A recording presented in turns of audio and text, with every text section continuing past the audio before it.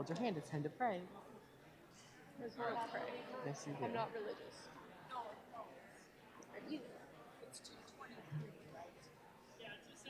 Yeah. Okay. Father.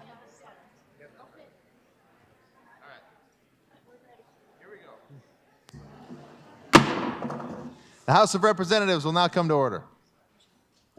Leading us in our prayer this afternoon is Pastor Leanna Cloud of the Pier Fort Pier Ministerial Association, followed by our Pledge of Allegiance led by our pages of the day, Raquel Mitzel of Hoven and Connor Newsom of Lake Preston. Please rise.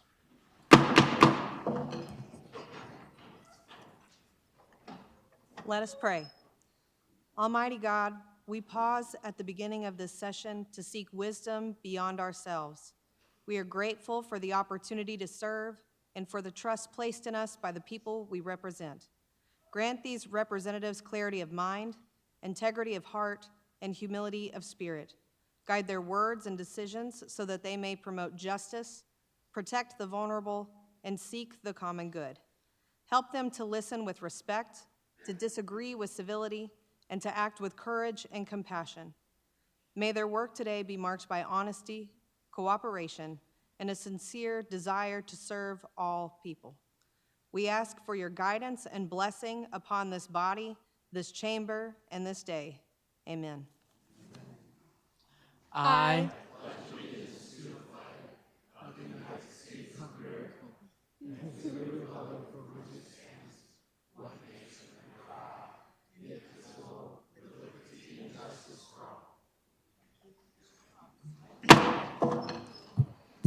The clerk will please call the roll. Representative Andera, Arlen, Auk, Alwer, Baumüller, Bathke, Baxter, Sismowski, DeGroot, Derby, Duffy, Emery, Fitzgerald, Fosness, Garcia, Goodwin, Gosh, Greenfield, Halverson, Healy, Heerman, Heineman, Hughes, Hunt, Ismay, Jameson, Jensen, Jordan, Jorgensen, Casson, Kaiser, Colbeck, Call, Ladner, Lems, Manhart, Massey, May, Moore, Mortensen, Mucky, Mullally, Mulder, Knowles, Norstrup, Odenbach, Overwig, Peterson, Poyer, Randolph, Rayfeld, Reimer, Reich, Rice, Roby, Rowe, Schaefbauer, Schwanz, Shorma, Schubeck, Sharda, Soy, Stevens, Uribalk, Van Diepen, Wahlberg, Weems, Weisgram, Whitman, Speaker Hansen. Here.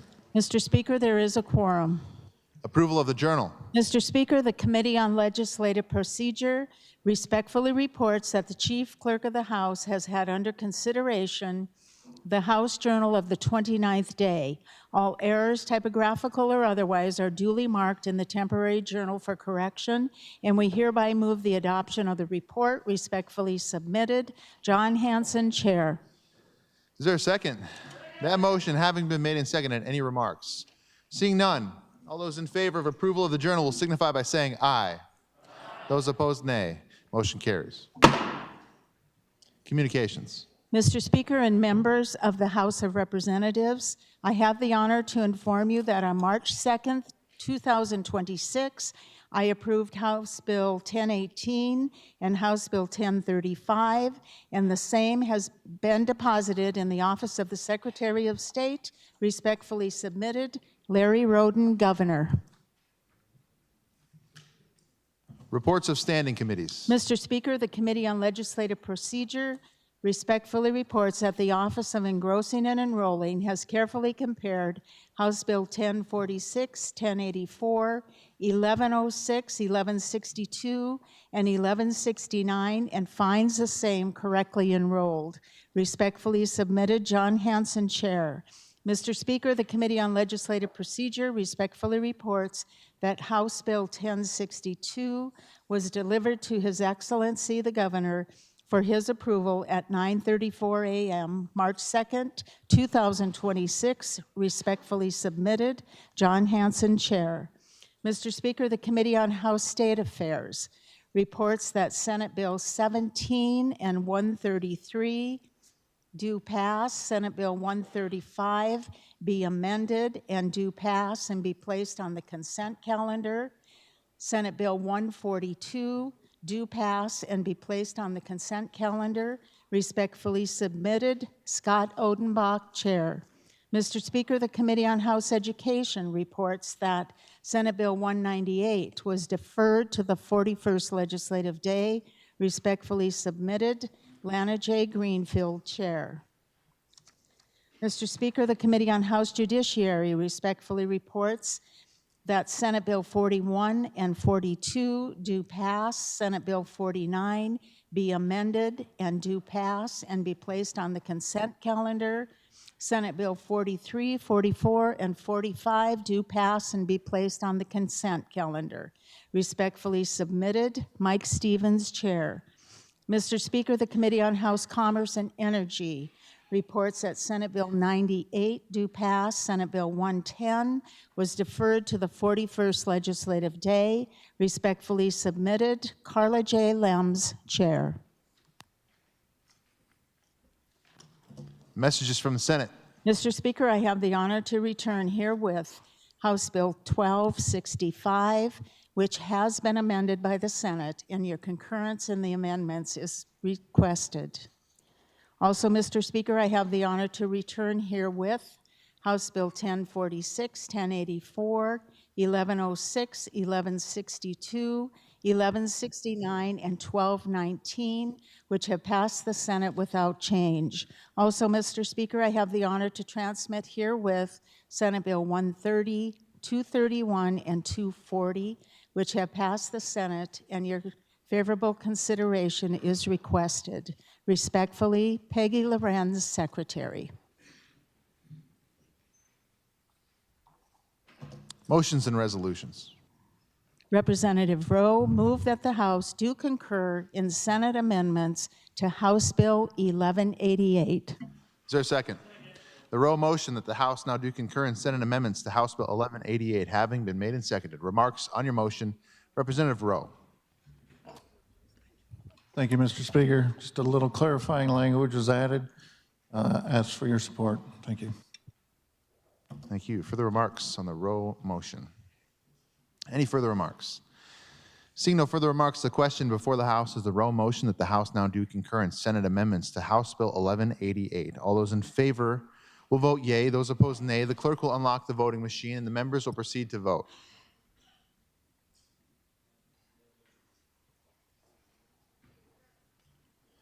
Representative Greenfield. Thank you, Mr. Speaker. Personal privilege, please. Thank you. Up in our gallery, we have many educators who came to be with us today, and SDEA members, and the lunch that was provided for you down in the rotunda was courtesy of them. I'd like you all to give them a nice hand and applause. If you'd stand up.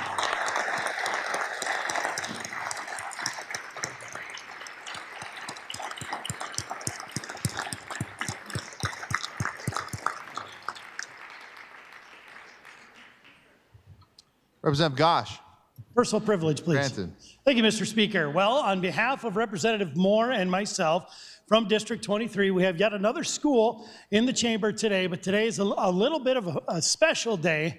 As we take a look towards the back of the room, you'll see the Gettysburg class, but they're here with Mr. Keith Scott. Now, Keith, I'm a little disappointed. You're not wearing a Hawaiian shirt. That's how I know him. He's always the guy with an Hawaiian shirt.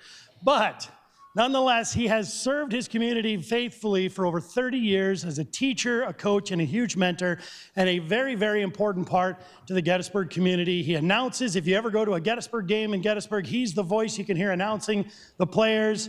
We want to welcome him on his retirement, but don't go anywhere. We want you to stay with us. So thank you very much. If you guys please stand, and please help me in welcoming Gettysburg.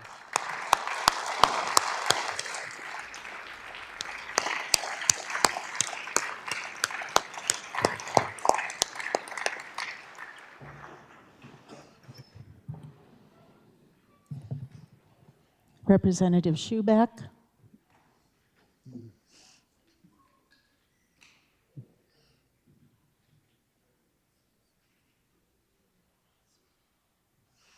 Mr. Speaker, all members have The voted. clerk will please display the vote. Mr. Speaker, there were ayes 53, nays 12, excused 5. The royal motion, having received the affirmative vote of the majority of members elected, is hereby declared carried. Senate amendments to House Bill 1188 are concurred in.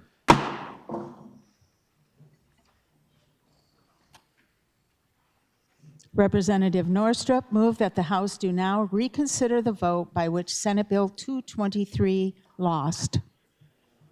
Is there a second? The Northrup motion that the House now do reconsider the vote by which Senate Bill 223 lost, having been made and seconded, remarks on that motion. Representative Northrup. Thank you, Mr. Speaker. Here, as a part of a reconsideration, the bill lost by 4 votes, and there were 4 people missing. And some people have indicated they're going to change from no to yes. So, and the last argument I would use is there has been an amendment that substantially changes the original bill, and I believe it would be great if we could debate the bill in the amended form if we're able to consider it. Thank you, Mr. Speaker. Thank you. Further remarks on the Northrup motion? Any further remarks? Seeing no further remarks, then the question before the House is the Northrup motion that the House now do reconsider the vote by which Senate Bill 223 lost. All those in favor of that motion will vote yea. Those opposed, nay. The clerk will unlock the voting machine, and the members will proceed to vote. Representative Emery. Thank you, Mr. Speaker. Today we have House Commemoration 8014, and I would just like to read it on there for the record. Legislative commemorative honoring the life and legacy of William Long IV.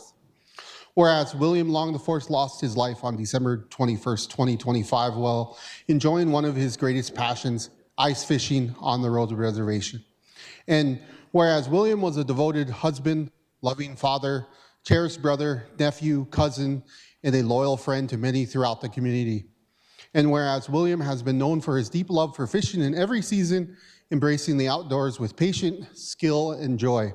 And whereas William was a boxer who was disciplined, determined, and resilient, and reflected his character in which the life he loved. And whereas William was a passionate supporter of youth athletics and believed strong in the mentoring young people throughout sports, serving as the assistant coach for the Todd County Lady Falcons basketball team and encouraging young athletes both on and off the court. And whereas he was a proud and dedicated fan of the Minnesota Vikings and the New York Yankees, bringing energy and spirited conversation wherever games were watched and victories were celebrated. And whereas William embraced both his Mexican heritage and his Native American culture with pride, honoring the traditions, values, and strengths of his ancestors while passing their teachings forward for the next generation. And whereas William Long IV's life was defined by the loyalty to his family, commitment to his community, and the generous spirit in which touched many lives throughout the Rosewood Reservation and beyond. And therefore, be it resolved to be commemorated by the 101st Legislature of South Dakota that this body honors and remembers William Long IV for his life, his service to youth, his dedication to family, and the example that he set for his community. And be further commemorated that the House extends its deepest sympathies to his wife, child, family members, teammates, players, and friends, and to recognize his memory in the lives that he helped shape. Thank you.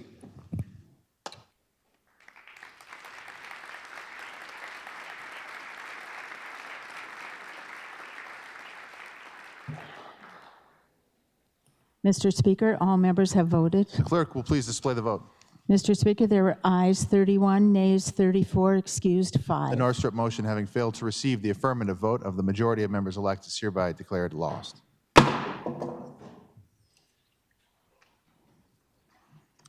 Consideration of committee reports. Representative Odenbach moved that the reports of the standing committees on Health and Human Services on Senate Bill 90, as found on page 455 of the House Journal, also Military and Veterans Affairs on Senate Bill 131, as found on page 453, and Senate Bill 132, as found on page 454 of the House Journal, also State Affairs on Senate Bill 214, as found on page 452 of the House Journal, Also, joint appropriations on House Bill 1200 and House Bill 1202, as found on page 455 of the House Journal, be adopted. The Odenbach motion having been made and seconded, are there any remarks? Seeing none, all those in favor of the Odenbach motion will signify by saying aye. Those opposed, nay. Motion carries. First reading of Senate bills. Senate Bill 130, make an appropriation for roadway and related infrastructure improvements required because of construction activity at Ellsworth Air Force Base and to declare an emergency. Senate Bill 231, create the Water Infrastructure Development Fund to provide an appropriation to provide for the awarding of grants and loans from the fund for certain rural water projects and to declare an emergency. Senate Bill 240, make an appropriation for county rural access infrastructure and to declare an emergency. Second reading of consent calendar items. Representative Mortensen requested that Senate Bill 15 be removed from the consent calendar. Senate Bill 154, clarify the eligibility of multiple garages or structures to be classified as owner-occupied. Senate Bill 35, revise the process for requesting a veteran certificate of discharge from a county register of deeds. Senate Bill 87, clarify and establish requirements related to forensic medical examinations. Consent calendar items having had their second reading are up for consideration and final passage. Consent calendar items are bills and resolutions that have been reported out of committee with no negative votes and certified as uncontested. If any member objects to the placement or retention of any item on the consent calendar, the item must be removed from the consent calendar and placed on the House calendar for the debate. Items on the consent calendar are not debatable, but questions may be asked. Are there any questions? Any questions? Seeing none, then the question before the House is final passage of the items on the consent calendar. All those in favor will vote yea. Those opposed, nay. The clerk will unlock the voting machine and the members will proceed to vote.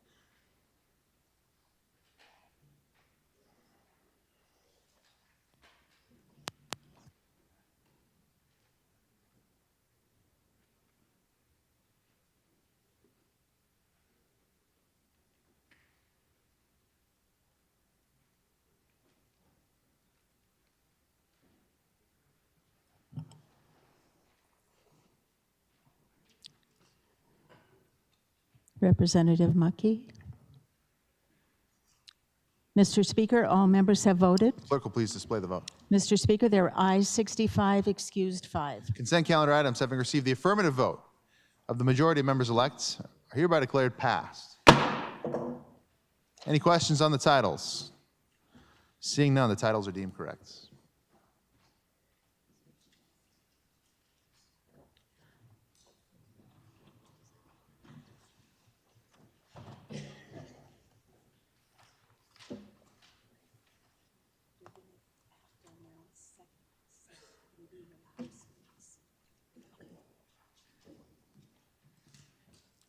Second reading of House bills.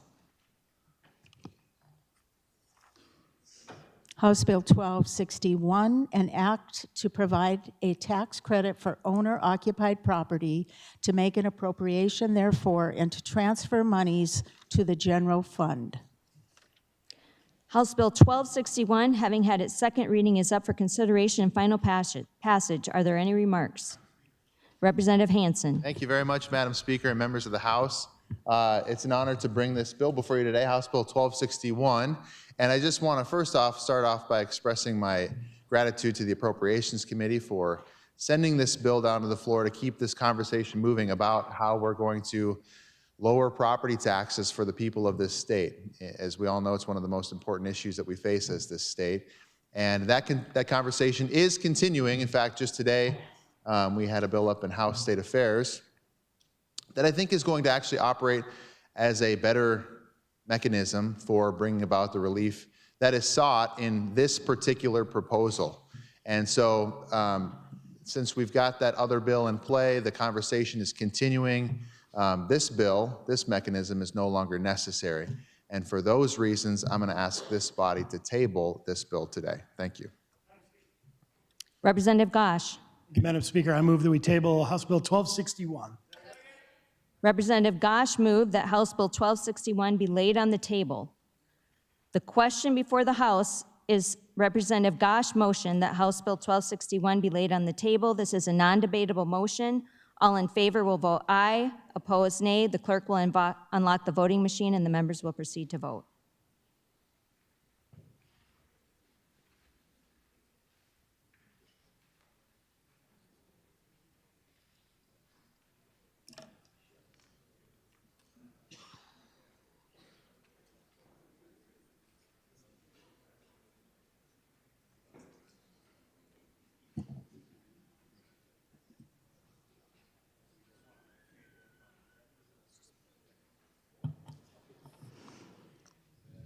Madam Speaker, all members have voted. The clerk will please display the vote. Madam Speaker, there were ayes 59, nays 6, excused 5. The motion to table House Bill 1261, having received an affirmative vote of the majority of the members elect, carries.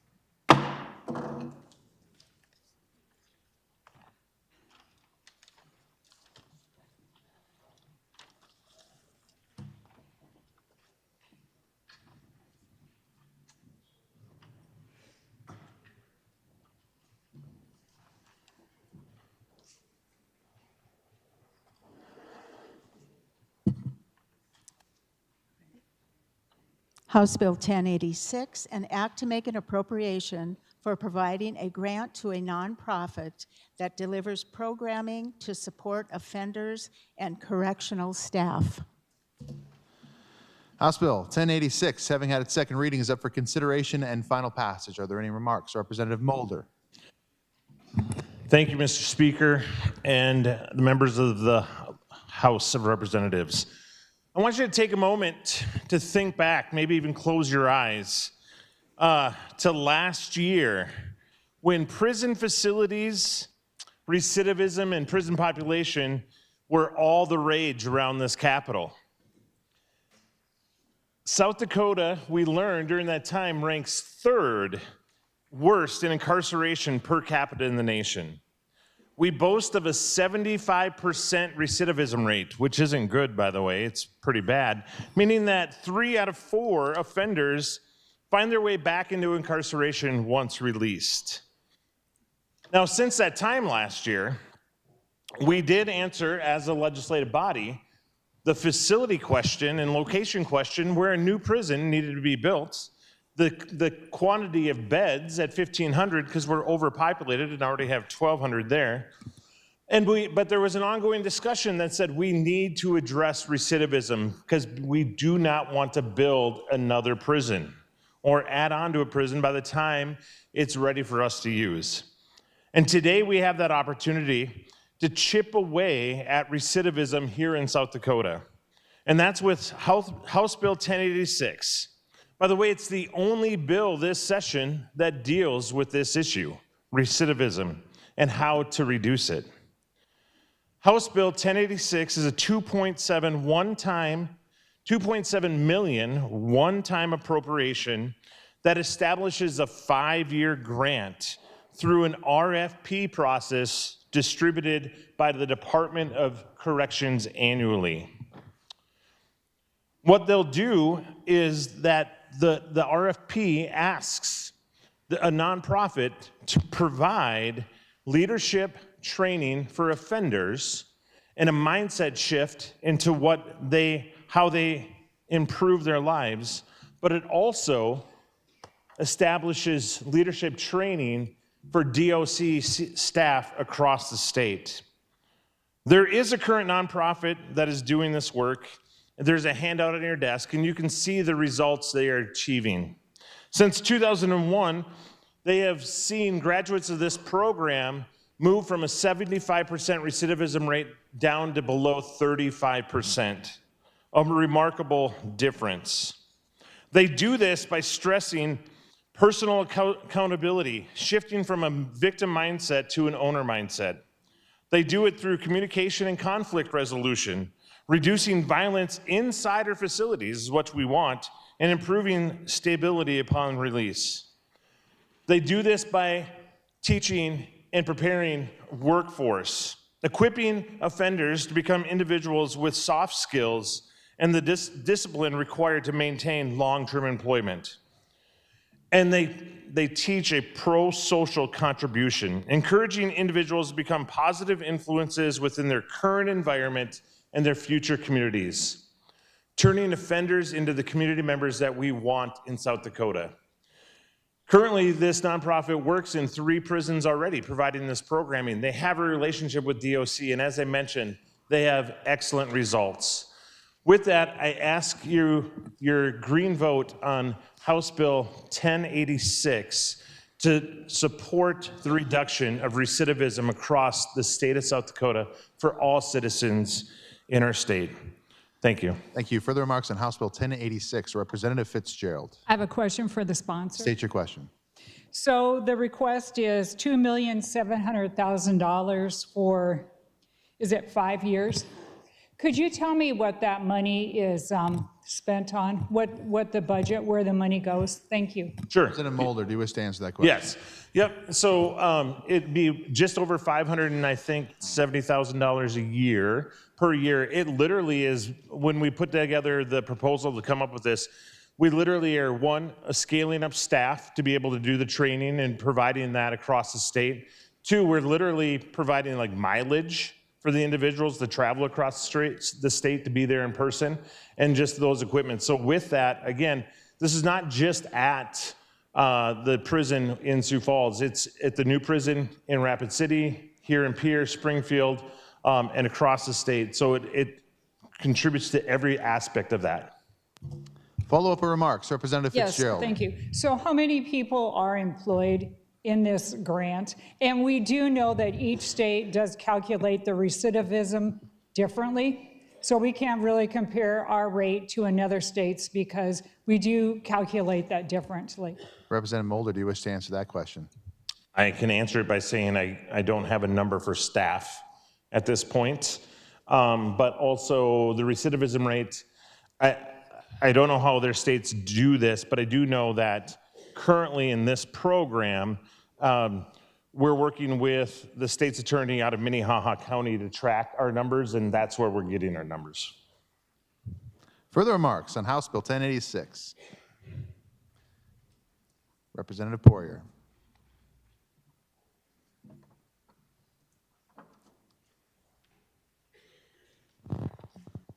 Mr. Speaker, I just have a question for the sponsor. State your question. Line 10 of Section 2, it states they have to have delivered this program at a state correctional facility within 6 months before the effective date of this act. I'm just wondering what's the relevance of that sentence in this bill? Why is that so important? Thank you. Representative Mulder, do you wish to answer that question? Yeah, thanks for the question, Representative. The reason why that's important is because we don't want a fly-by-night operation to see this as a money grab for them to do the programming. We want proven trauma-informed statistics that have a history and positive results at this point. Follow-up or remarks, Representative Poirier. Further remarks on House Bill 1086. Any further remarks? Representative Colbeck. Thank you, Mr. Speaker and members of this body. I just want to stand in support of this bill, and I'm going to give you a couple of reasons why.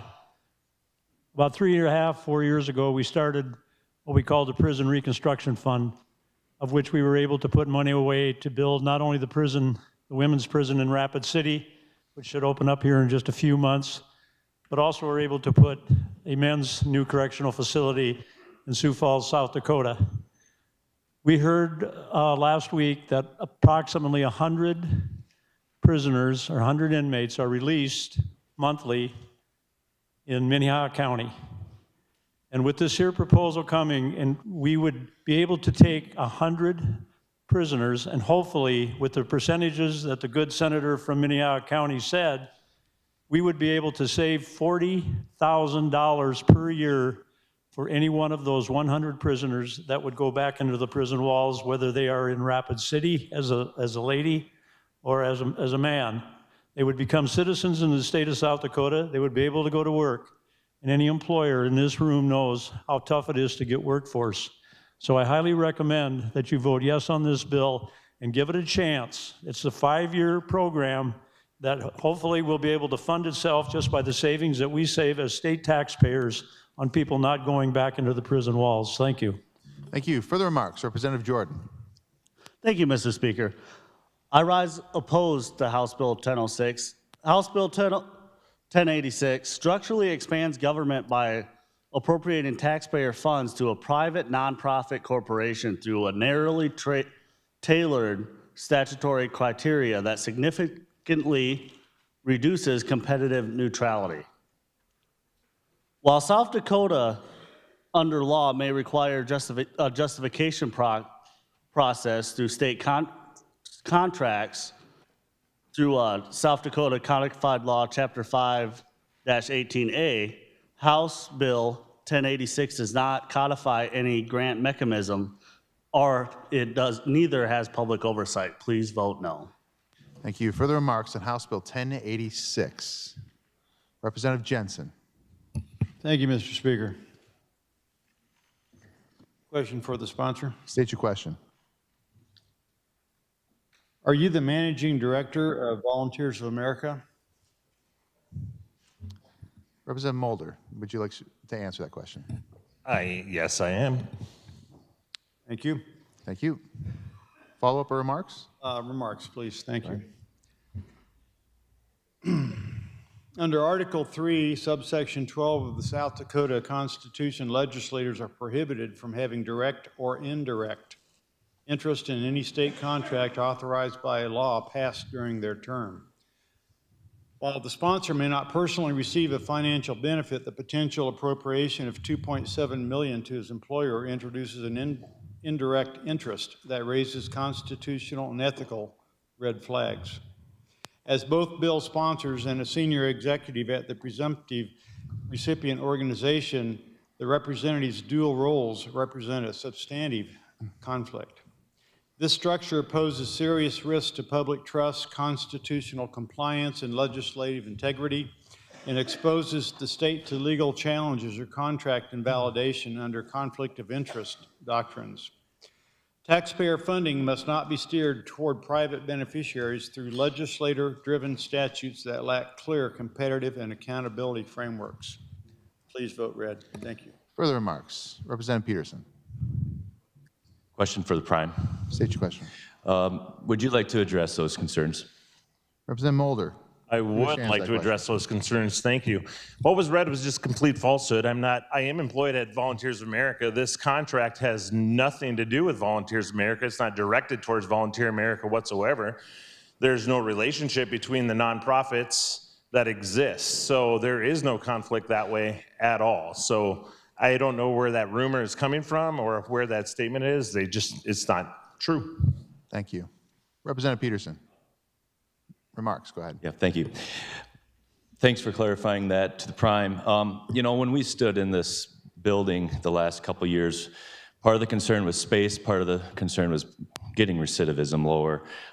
We can't, if the programs that we're using right now aren't working, we need to try to do better, and I think that's what this bill is doing, so I'm going to support the bill. Thank you. Thank you. Further remarks on House Bill 1086. Any further remarks? Representative Mulder, in closing. Thank you. As we mentioned, and what the previous representative just said is, this has been a conversation going on for a long time. The reason I got involved is because I actually want to do something about recidivism, not just talk about it, but bring a solution. This is a solution that is proven to be working. It started in 2001. I have gone in as a volunteer to watch what they do, to see it firsthand so I could get behind this ask. But there is no connection between me and this program. For whatever reason, I heard that as a primary objection, and that is simply not the case. But if we want to make a difference in South Dakota, this is your opportunity to do that. To enhance public safety by reducing the likeliness of future offenses. We want to address an untapped workforce and deploy them into our community. And we want to exercise financial stewardship by reducing the millions spent on avoidable recidivism. $2.7 million over 5 years to do that is not a huge ask, but this can make a huge difference in our prison population. And one other thing I want to mention, this programming provides world-class professional development through this grant to all DOC staff as well. So that's the opportunity we have before us. We've heard so much over the last 2 years about the prison culture that we had and how we want that to change and how we want to reduce our recidivism. Here's a solution to that for a minimal investment. And I encourage your green vote on House Bill 1086. Thank you. Seeing no further remarks, the question before the House is final passage of House Bill 1086. Due to the appropriation and emergency clause, House Bill 1086 does require a 2/3 vote. All those in favor will vote yea. Those opposed, nay. The clerk will unlock the voting machine and the members will proceed to vote.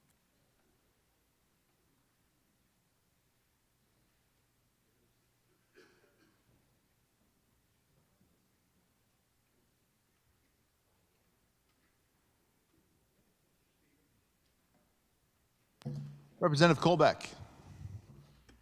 Thank you, Mr. Speaker, members of the body. Up here in the gallery this afternoon, there's some county auditors, and I'd like to introduce the one from Minnehaha County, Leah Anderson. Leah, would you stand up and give us a big wave? Thank you.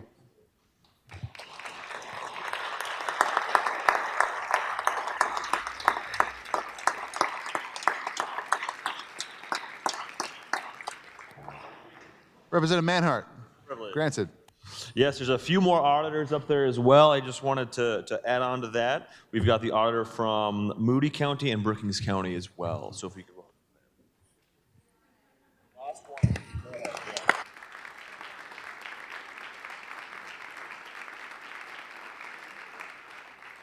Representative Fosness. Personal privilege. Granted. Thank you, Mr. Speaker. We've already stood up once, but this is good calisthenics. My doctor told me I had to keep working on that. But we have teachers, 4 of them from Breton Hecla High School here today, one of which I'd like to stand up first, and then the rest. Jen Boyko is retiring from our district after many years of wonderful service. These teachers have meant a ton to our families, to our 4 kids, and to have them here today in our capital, some of them seeing this, how the sausage is made for the first time. It's great to have you here. Let's welcome them to our house, their house.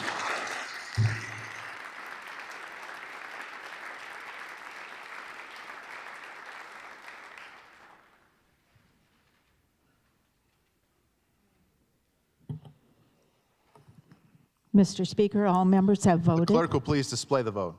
Mr. Speaker, there were ayes 42, nays 23, excused 5. House Bill 1086, having failed to receive the affirmative vote of 2/3 of the members elect, is hereby declared lost.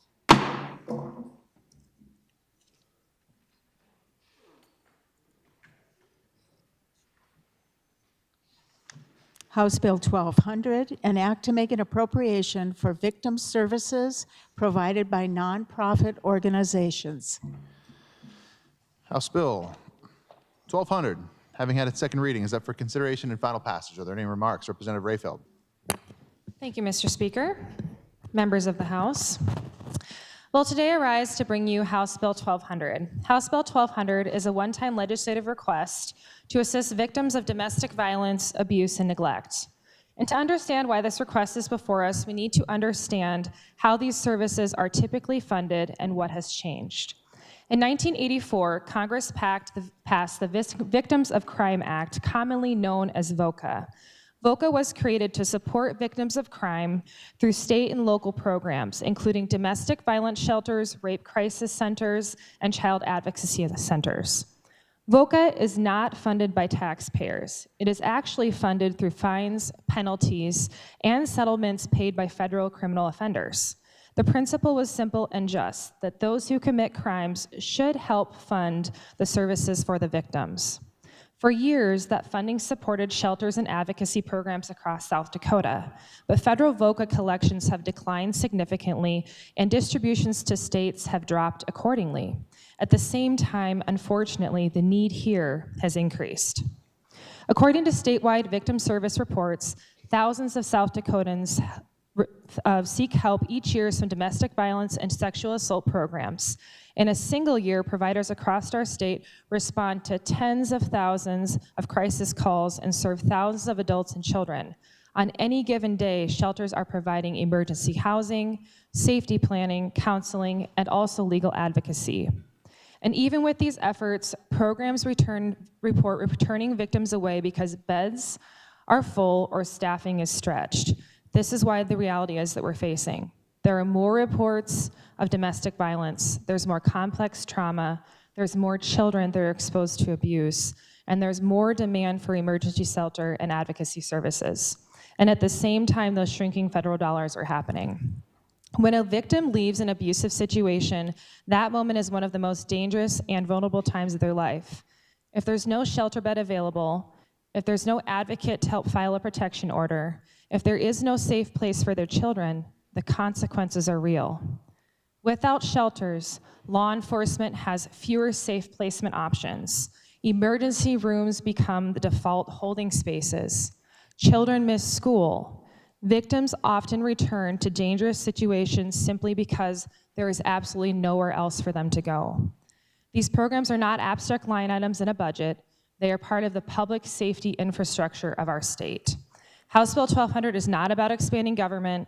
It is not about creating a new program. It is about stabilizing existing services during a temporary federal funding decline. It is a bridge ensuring that while federal dollars fluctuate, the victims in South Dakota are not the ones who absorb that shock. If we fail to act, beds will close, staff positions will be cut, rural communities will be hit especially hard, and the cost will not disappear. It will shift to law enforcement, healthcare systems, schools, and ultimately taxpayers. But more importantly, the cost will be human. We speak often in this chamber about protecting families and safeguarding children. This is one of those votes where that is tangible. When someone in our state makes a courageous decision to leave abuse, the question is simple. Will there be a safe place for them to land? House Bill 1200 helps ensure that the answer remains yes. I respectfully ask for your support.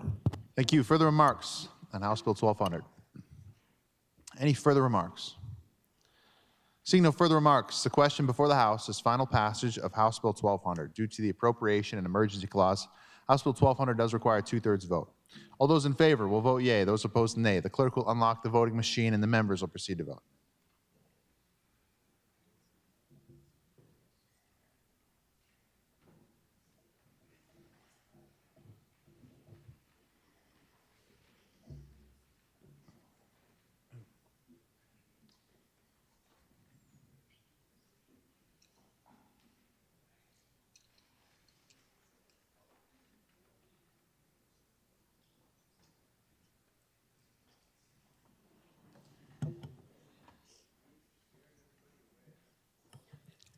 Mr. Speaker, all members have voted. Clerk will please display the vote. Mr. Speaker, there are ayes 54, nays 11, excused 5. House Bill 1200, having had the affirmative vote of the majority, 2/3 of the members elect, is hereby declared passed.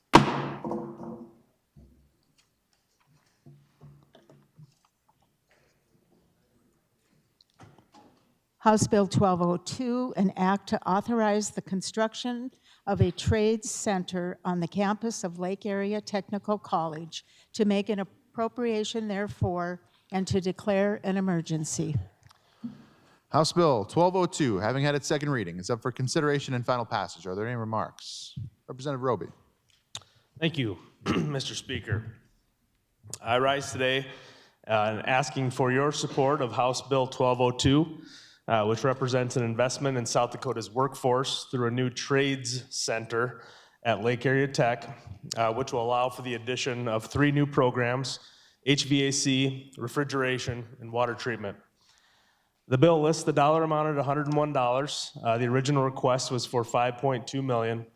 The hope is that we can pass the bill off the House floor and keep it alive for discussion as as one-time spending priorities become clearer. $5.2 million, the original request reflects roughly 30% of the project cost, the total project cost. The remaining percentage will be made up of approximately 28 to 30% from Lake Area, and the balance to be provided from, as they so often do, our private sector employers who are are seeking a workforce. Why these three programs? HVAC and refrigeration are among the fastest growing and highest need professions in South Dakota, especially in rural communities. At the same time, our state's water treatment infrastructure and workforce are aging. We have annual job openings in water treatment, and currently 0 technical college programs in South Dakota are dedicated to training these technicians. This proposal addresses those gaps directly by adding 3 new programs and building the space necessary to train students on real-world systems. To the question of whether Lake area is a worthy recipient of state tax dollars, I just would offer a few pieces of data. 8 out of 10 graduates from Lake area stay in South Dakota. The average starting salary of a graduate is over $56,000. Graduates come from and return to nearly every corner of our state, all 66 counties, and nearly 10%, this is my favorite, nearly 10% are self-employed within 6 months, starting businesses and strengthening our rural economies. This is workforce development that works and represents taxpayer dollars well spent. I respectfully ask for your green vote. Thank you. Thank you. Further remarks on House Bill 1202? Representative Mortensen. Thank you, Mr. Speaker. Folks, I'm going to ask you to vote yes today. We're pretty good at this room at finding problems. It seems like all we talk about is this problem and these kids who are doing badly, and how do we treat them differently, and how do we try to manage this problem or improve this problem. And we're honestly pretty bad at finding opportunity. You think about all of the time we spend with people who break the law or break the rules or whatever. I mean, it seems like it takes up 80% of our time in this room. And we spend too little time building what this state could become. We have not been very good lately at seizing on opportunities. The good representative from Watertown and that fine institution have brought one here today. This is about what kind of a community will be built by our young people who come out of these technical colleges with a family-sustaining wage. Please vote yes. Thank you. Further remarks on House Bill 1202? Are there any further remarks?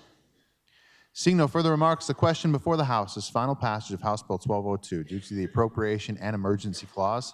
House Bill 1202 will require a 2/3 vote. All those in favor will vote yea. Those opposed, nay. The clerk will unlock the voting machine and the members will proceed to vote.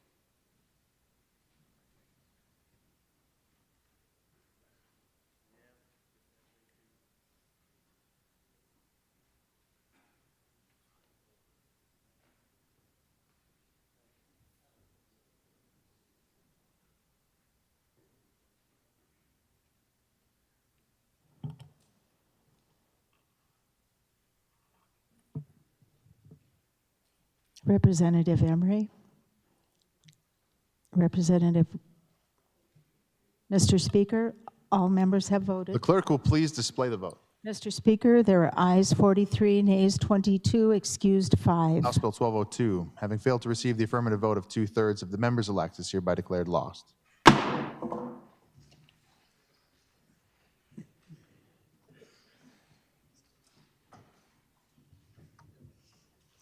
Second reading of Senate bills. Senate Bill 164, an act to require that any holder of a commercial driver's license in this state must be proficient in the English language and to provide a penalty therefor. Senate Bill 164, having had its second reading, is up for consideration and final passage. Are there any remarks? Representative Goodwin.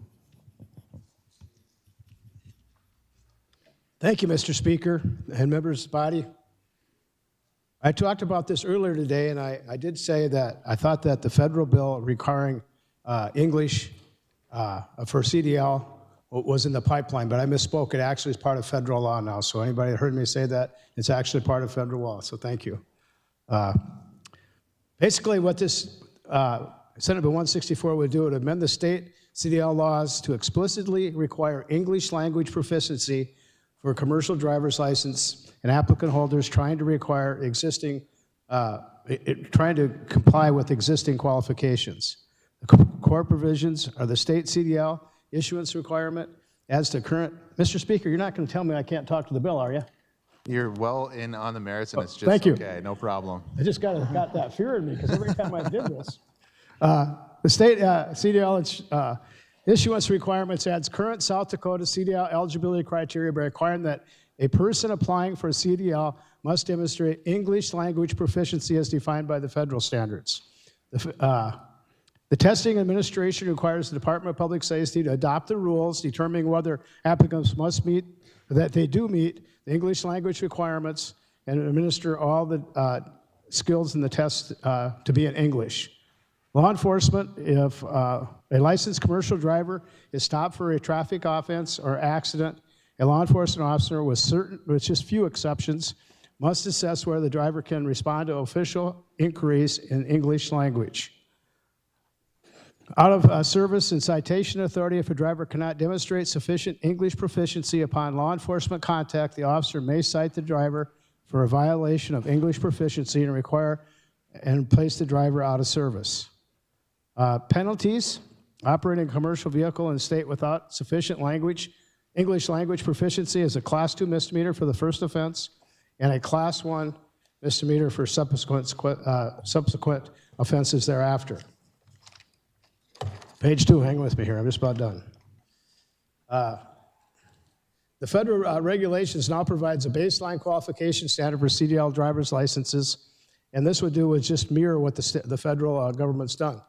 164 would also embed the English language proficiency into our state law explicitly, prescribing state administrative procedures for evaluating proficiency, granting state law enforcement explicit authority to be acted on by our law enforcement and judiciary, and adding criminal penalties at the state level for noncompliance. In other words, Senate Bill 164 aligns with reinforcements to the federal function, but also makes enforcement penalties part of the state traffic laws, not just the federal laws. This is a safety bill. I humbly ask for your vote to support this. Thank you. Further remarks on Senate Bill 164? Any further remarks? Seeing no further remarks, the question before the House is final passage of Senate Bill 164. All those in favor will vote yea. Those opposed, nay. The clerk will unlock the voting machine, and the members will proceed to vote.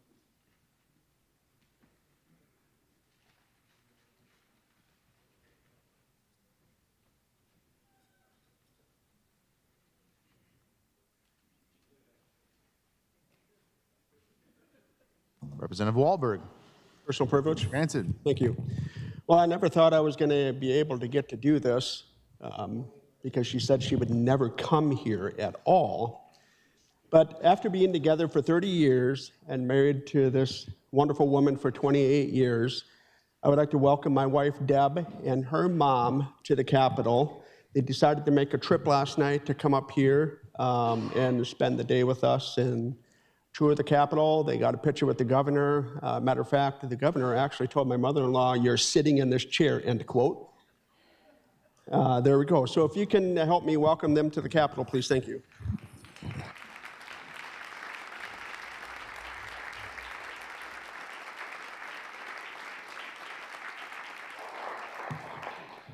Jamison votes aye.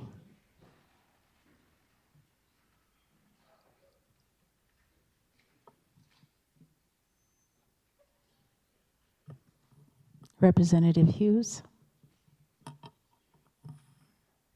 Mr. Speaker, all members have voted. The clerk will please display the vote.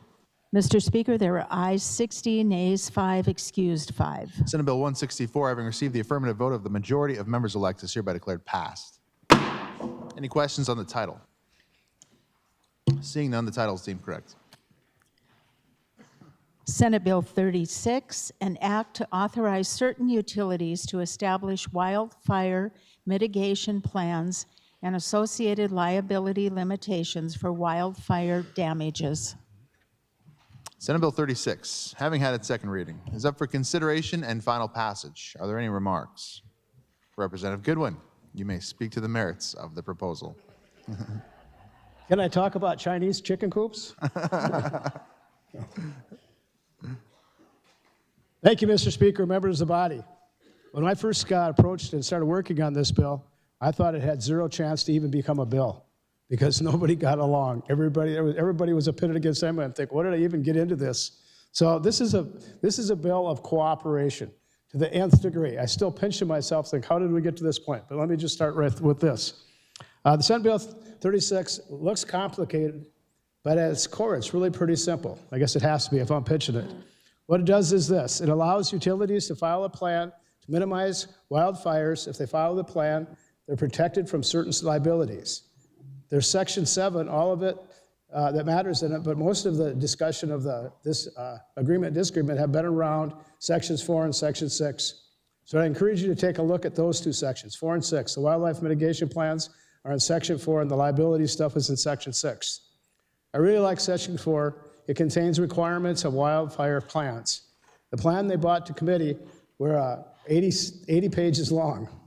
They spell out in detail all the things the utility will be doing to fight fires and how the plan puts everyone on the same page. You can all see the requirements, and it's pretty exhaustive. Section 6 has to do with the liability, and I don't understand all of the portions of it, but when both parties came to an agreement on it, I guess that's good enough for me. The bill's been kind of a project. The utilities talked to me last year. They did that because I live in the Black Hills. I actually live in the forest, and I'm under Black Hills Energy with Black Hills Electric and 4 other co-ops in my backyard. Also because the Black Hills National Forest is in a high-risk area for wildfires, and this year it's especially high risk. I noticed it was sprinkling outside. I hope it's doing it out in the hills. Since then, everyone has been working with each other, the utilities, the Public Utilities Commission, Department of Public Safety, the insurance industry, underline that, the insurance industry, now even the trial lawyers have turned this idea into something we can all support. I think finally, almost those groups are in total agreement. I watched while it passed through Commerce 6-3, and then went to the Senate floor 29-4. Those votes told me that the support of the bill, they just couldn't be consistent, so that's how we got the 4 no votes in the Senate. In the House committee, I sat and watched for an hour. The amendment reflects the final agreement between everyone involved. I was impressed with the president of the Federal Insurance, drove all the way up from Kansas to speak as a proponent. You said, you have to do this or our insurance market goes away. My local cooperative said, we can't sustain these increases and the exposure is so big, but a bad fire would bankrupt us. Bennington County Fire Administrator came from Rapid and said how powerful it was that everyone was fighting for fires together. I think he's right. This is our chance to join the fight and join the other proponents to fight fires. Mr. Speaker and members of the body, I think it's a good bill. For that reason, and many others, I ask you to please support Senate Bill 36. I stand by for questions. I know there's other people who want to weigh in on this, so I'll step down for now. Thank you very much. Thank you. Further remarks on Senate Bill 36? Representative Shorma. Thank you, Mr. Speaker. I've been following this issue, sitting right over here by my friend, good representative from Custer Fall River, and it's pretty simple. The key word in this bill is unplanned. All I can think about in business is when you have a group of your management team together, you talk about, okay, folks, what do we need to pay attention to that could happen in an unplanned situation? Well, in wildfires, it is an unplanned, unwanted fire that may impact damage or cause harm to natural resources, ag resources, home, property, etc., and it threatens lives and safety. Let's plan for that to happen. It may not, and we hope it doesn't, but all I can think of is thank goodness we're being proactive and the good representative is being proactive in having this discussion before we have some catastrophic fire and not afterward. What a mess that would be. I can't imagine us getting closer to even getting to closure after a situation like that. So please vote yes on Senate Bill 36.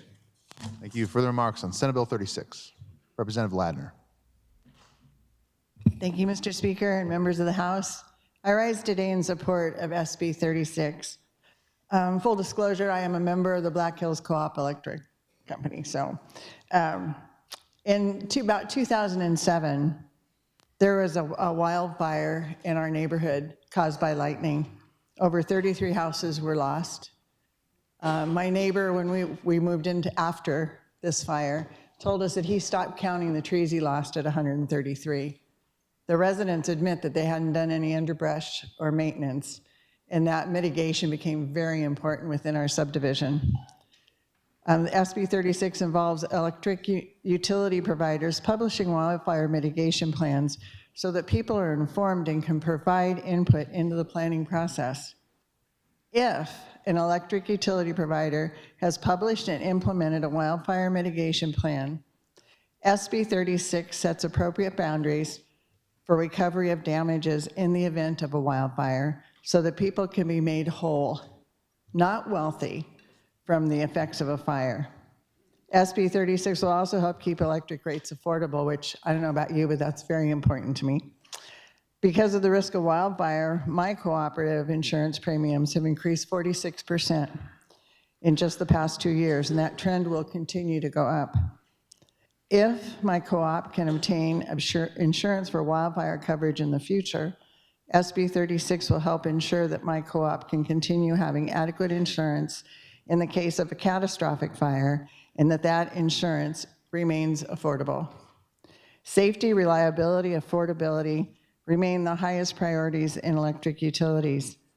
My co-op is deeply committed to the safety and wildfire prevention for people in communities it serves, like mine.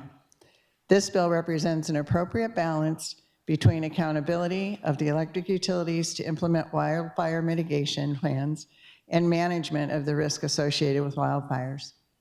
I wholeheartedly support SB 36, and I encourage your yes vote. Thank you. Further remarks on Senate Bill 36? Representative Halverson. Mr. Speaker, I want to thank you for this opportunity to speak on this bill today. A few years ago, Cherry Todd Electric had a big fire. Fire was down between the South Dakota line and Valentine, Nebraska. Well, it was blamed on Cherry Todd Electric, and they paid the bill, and it just about killed the manager because if you don't understand these REA guys, they live for their company. They live for the people that they're working for. And they're out there, they're doing all the work that they can possibly do in order to try to make it safe for everybody. And so this manager, I believe he had a heart attack. He went to therapy. It just about took him over the edge. And when the smoke cleared, it wasn't their fault. But it didn't matter because they had the deepest pockets. So folks, we got to give these guys just a little bit of a break here. They deserve it for the work that they do for us. Thank you.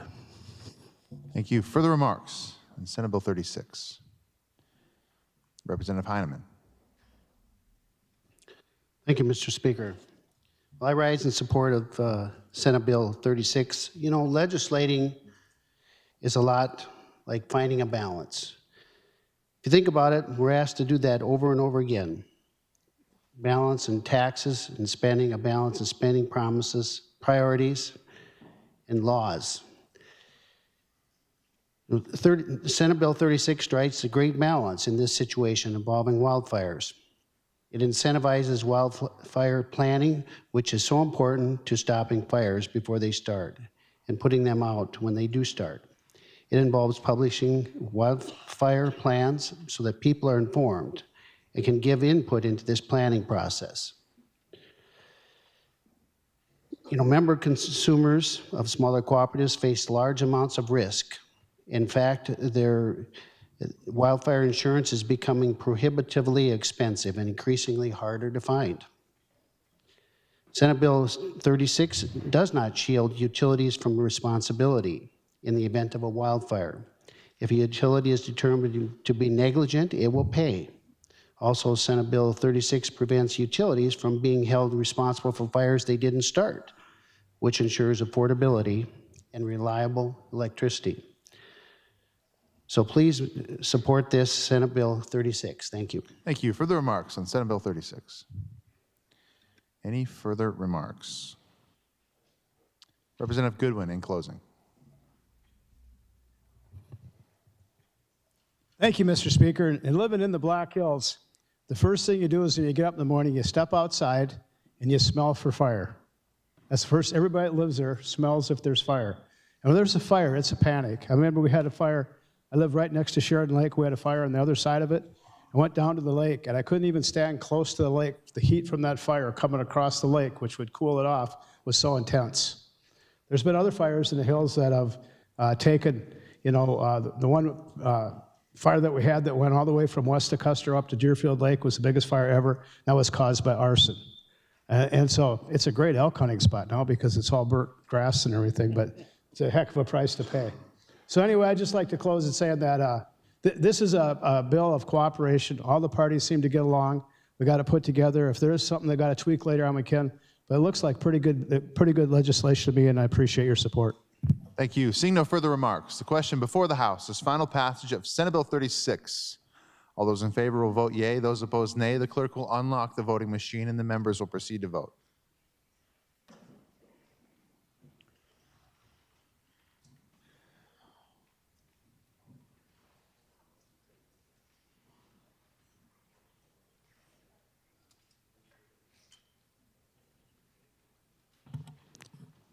Rayfeld votes aye. Overweg votes aye.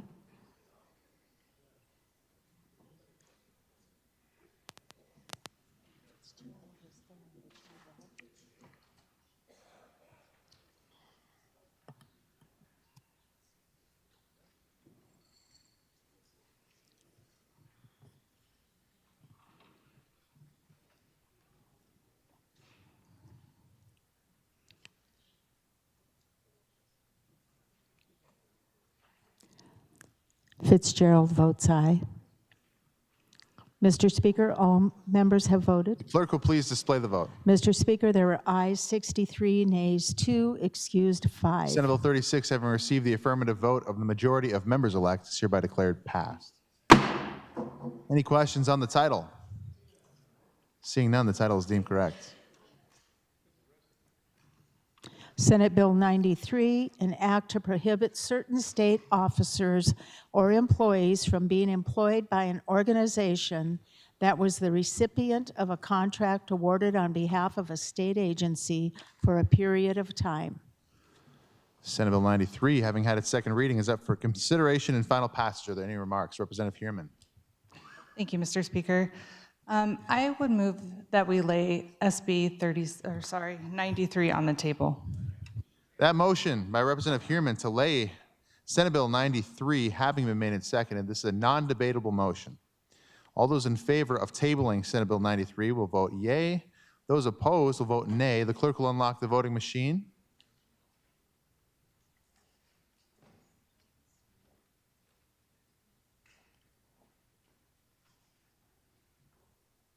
And the members will proceed to vote.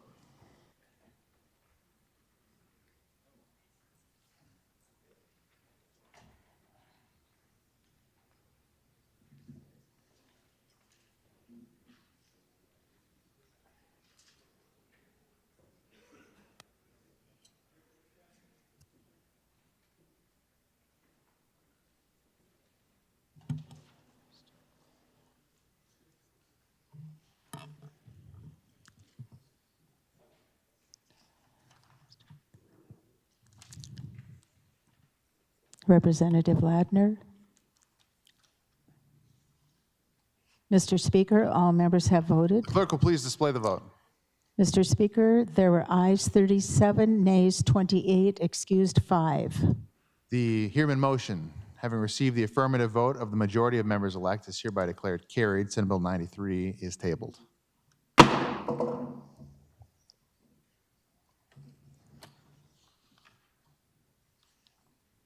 Senate Bill 190, an act to codify the rights of a parent. Senate Bill 190, having had its second reading, is up for consideration and final passage. Are there any remarks? Representative Baxter. Thank you, Mr. Speaker.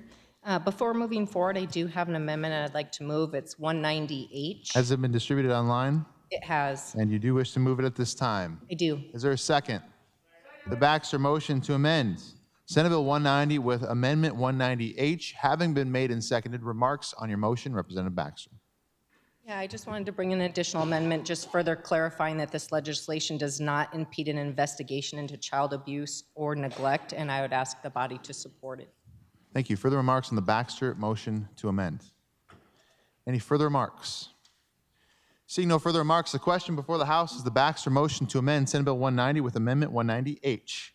All those in favor of the motion to amend will signify by saying aye. Those opposed, nay.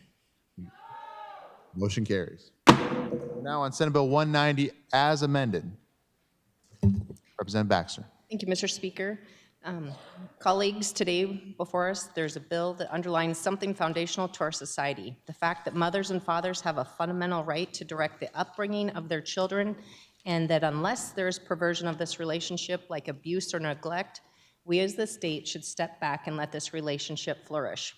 John Adams said the foundation of national morality must be laid in private families. If we want strong communities, we must have strong families. The legislation in front of you starts with a clear outline of the strict scrutiny legal test and continues in its following sections to give explanation of what that means in practice. We as the state apply the strict scrutiny standard to ourselves in situations where we recognize that we as government cannot on the whole do a better job than what is developing naturally. Courts ask two questions under this test. Do we have a compelling reason to act? And if so, do we act in the least burdensome way? That's the strict scrutiny test, and we use it for freedom of speech and religion.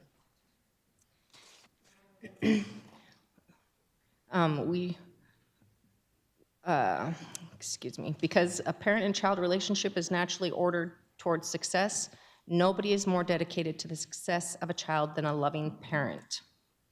So Section 2 of the bill gives more detail to what we as the state should clearly recognize. We should clearly recognize the parents have the right to direct the child's upbringing, education, religious formation, and medical decisions. At the end of Section 2, we see the first of several clarifying caveats. The provisions of the bill do not in any way give parents new permissions to abuse or neglect their child, and it clarifies that law enforcement and DSS can fully carry out their investigations and responsibilities under the law. Section 3 is a commitment that we as a state won't unnecessarily keep information from our parents about their children or convince children to keep information from their parents.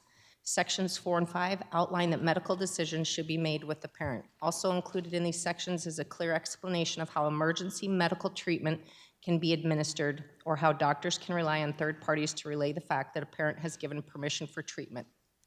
Sections 6, 7, and 8 outline how our schools should coordinate with parents and respect their decisions. In committee, we heard from the opposition that the bill is a bad idea, but also that most schools are doing these things anyway. So I would suggest that they can't have it both ways. These sections also include two more important notes of clarity. The requirement to keep parents informed does not conflict with or override the need to keep information confidential when there's an investigation into abuse or neglect. The remaining sections primarily focus on remedy, the process a school or other entity should go through to work towards solutions with parents.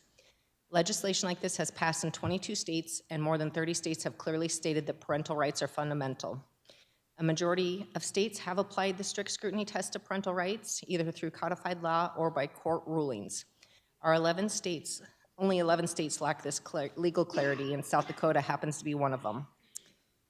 The language before you has gone through multiple rounds of changes, each adding more clarity and giving additional detail to what is required. In fact, this legislation has more caveats, clarity, and cross-references than many other states. At the end of the day, there are 4 things that we'll accomplish by passing the bill. We'll recognize that parental rights are fundamental and that the government cannot infringe those rights unless it has a compelling reason to do so. We'll give parents transparency about their children, what their children are being taught in schools, and the tools to protect their children from objectionable content and activities. We'll empower parents to guide and make the final decisions regarding the mental and physical health for their children, and will provide a legal remedy for families whose rights are violated. I'm asking for your green vote to add these important protections into South Dakota law. Thank you. Further remarks on Senate Bill 190? Representative Kaiser.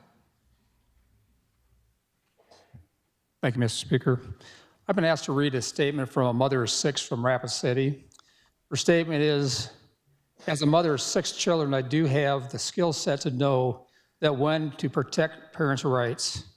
I'm speaking in support of the spirit of this bill. Last year, I took my young teenage daughter to a wellness check with a pediatrician. Partway through the appointment, the doctor looked straight at my daughter and advised her that she is now sexually sovereign at the age of 16. She continued to tell my daughter that she now has the ability to seek any and all reproductive care without my consent or knowledge. The pediatrician told me that she starts advising children of this right as young as age 12. I do not need a law degree as a mother to know at a core of my being that this is deeply wrong and extremely disturbing on all fronts. Thank you. Thank you. Further remarks on Senate Bill 190? Any further remarks? Representative Schwans. Thank you, Mr. Speaker. It was said today in our opening prayer that it is our duty to protect the vulnerable. Well, here's our chance today. Parents have the right to be informed and the ability to be involved with issues affecting their children academically, mentally, and physically. Parents should be supported in these efforts and have robust protections. We must recognize that parents' rights are fundamental, and transparency about what is being taught in schools protects children from objectionable content and activities. We should empower parents to guide and to be the final decision makers when regarding the overall mental and physical health of their child. In the Argus Leader today, our current AG stated, "I pledge to honor the fundamental rights of parents, including, but not limited to, the right to direct the education, medical care, and moral upbringing of their children." Please join me in support of this important discussion and this bill today by voting green. Thank you. Thank you. Further remarks? Representative Rayfeld. Thank you, Mr. Speaker. Well, it sounds a lot like we're talking in circles about parents and not a whole lot about how this impacts kids. And the problem with this bill is that it impacts kids in a harmful way. On the premise of the bill, you look at it and you think, oh, this might be a good idea. This could be a good theory that we pass that states that parents have the rights to control their kids. And I want to just say this, parents are essential. Strong families truly are the foundation of strong communities, and most parents love their kids deeply and want what's best for them. But the reality that we faced every day in South Dakota is that not every parent is that way. I was talking to a good friend and mentor this last weekend about her experiences in the school system, and she shared with me a story about a child who had been repetitively abused by his own parents, and that child, as a result, was switched from school to school to try to hide that abuse. The things that she told me that happened to this kid were absolutely horrific. And if there's any doubt in any of our minds that this bill passage would enable a parent to put that abuse on their child of their own, we can't pass it. We can't pass a bill that could potentially harm children. Our responsibility is to protect them in this room. Our responsibility is to make sure that when something goes awry, those children have an advocate. Now, I could go into a bunch of different substances of the bill that are hard about the mandatory reporting, how it conflicts in statute in multiple different ways. I won't go into those mechanics because I think that we've all been pretty versed in what those are. But at the end of the day, what I really want you to think about is we can't pass a bill that can harm kids. And I believe that the passage of this bill will be harmful to children and will be harmful to the processes that are in place to make sure that when a kid is abused in the most horrific way by their own parents, that they have somebody that is there to help them. Thank you. Thank you. Further remarks? Representative Schubeck. Thank you, Mr. Speaker. The one concern I have with this bill is its effect on teachers. And so when I go down to Section 2, and I look at subsection 12. It says, consent before any state agency or political subdivision of this state makes a video or audio recording of a minor child. So what came immediately to mind for me as a coach is I do that every single day as I'm analyzing an athlete's running form, jumping form, their pole vault technique. Every coach does this. And, you know, you could get somebody inadvertently in trouble for that. Also, if you think about long distance learning, they're doing video and audio recordings every single day with long distance learning. That's a big part of our delivery systems in this day and age. And then also, there's a lot of projects that teachers assign where you make a video recording to present to the class, some sort of audio recording or something along those lines. And that's just one of the main things that jumped out to me immediately. And it just concerns me that well-meaning teachers will get in trouble. And I love 99% of this bill.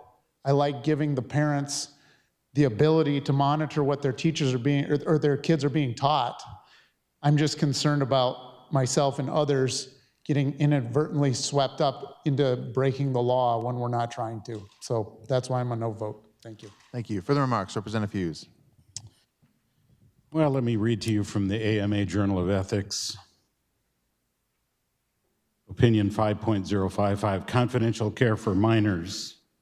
Quote, where the law does not require otherwise, physicians should permit a competent minor to consent to medical care and should not notify parents without the patient's consent, meaning the minor.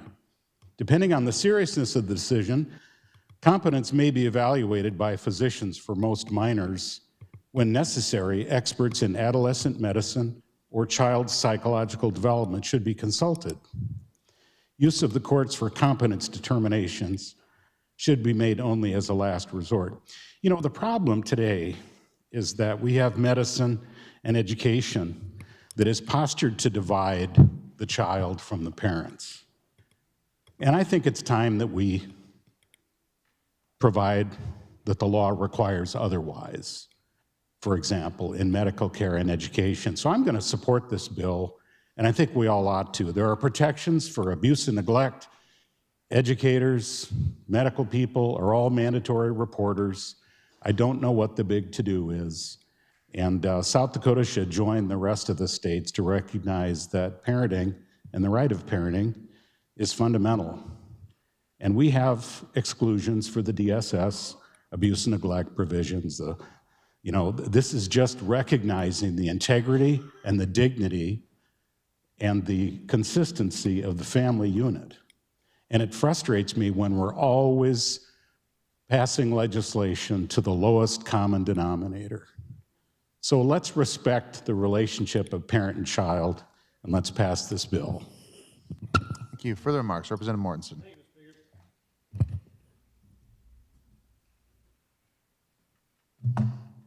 Parents and children, there's nothing more personal, there's nothing more important, there's nothing more sacred. We read this bill and we think about this bill. It's not the first time we've heard it. As we heard, this is a national effort, and it's been around this state for a few years now, too. And so I think about the upbringing of my own child, and of course I already direct that. Of course we already have this right. I direct where my kid goes to church. I direct where they go to school. I direct their moral upbringing. I direct where they go to receive health care. They are my children. Those are my parental rights. They are already set forth in statute. Somebody told me when I walked into this building 6 years ago, focus on what does good and not what sounds good. This bill sounds really good. It's got a great slogan. But we don't pass slogans here, we pass laws. And what does this one do? Well, in committee, this was opposed by the Attorney General. It was opposed by law enforcement. It was opposed by about every healthcare organization. Those are made up of professionals, but more than that, those are made up of moms and dads and grandparents. These folks take their parenting just as seriously as the rest of us, and they told us this puts kids in harm's way. They told us this might sound good, but this does not do good, and I think that we owe it to them to listen to them and to send this back. This is a tough vote. Again, I'm not going to deny that I agree with the sentiments that are raised in this. I practice them daily, weekly, monthly. But in this case, we've got a good slogan and a bad bill. Please vote no. Thank you. Further remarks, Representative Heineman. Thank you, Mr. Speaker. Well, the big question I have is, why do you take away my rights as a parent to protect all children? Why do the laws supposedly protect everyone, including the parents, when I have a situation I guess I'll share with you? When I prepared for this afternoon session, I was struck by the words in Section 2, the right of a parent with regard to the parent's minor child includes to direct the moral and religious training of the parent's minor child. Then in Section 6, it says the board of a school district shall, in consultation with parents, teachers, adopt a policy to include, is notified of, and consents to having the parent's minor child receive any instruction in or in presentation on human sexuality. And it goes through a couple other things too. These proposed statutes changes addressed all these issues, but my son and daughter-in-law encountered an issue 4 years ago that I'll share the details with you. Their son, my grandchild, was in 4th grade, 10 years old. He was brought into a classroom and without parental consent or even notification, was instructed by a school counselor on human sexuality. Then the school proceeded to send a letter home with that child, telling the parents what the school had done after the fact. In fact, the letter even verified the topic and the sources from the listed websites. That incident is why we need this legislation. It would address a parent's right to direct the moral and religious training of the parent's minor child. It would require schools to notify parents prior to instruction on human sexuality. It would give parents a choice to include or exclude their minor child in specific instructions or presentations. You know, I'm pretty adamant about informed consent. I lived by it for 45 years in my dental practice.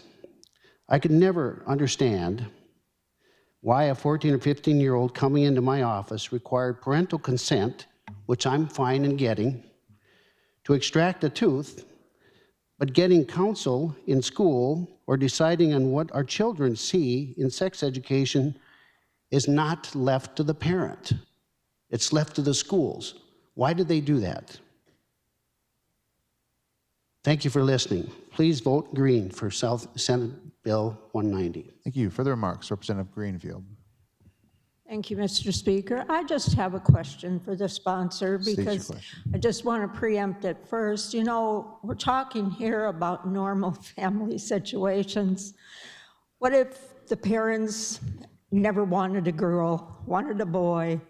They sent the girl to school, they call her Joey instead of Jolene, and they tell the people at the school, the teachers, just don't ruffle things. My child is much happier acting as a boy, so please call him, and there, and so on. And so what happens then? Is that within the parental rights that the teacher has to continue this masquerade because they have their rights to call their girl a boy? Representative Baxter, do you wish to answer that question? I do. Thank you, Mr. Speaker, and thank you for the question. Yeah, that would be a parental right that would be protected if that's what the parent is asking.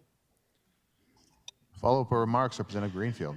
No, I just wanted to know. I've been sitting here mulling it over. Thank you. Thank you. Further remarks, Representative Schaefbauer. Thank you, Mr. Speaker.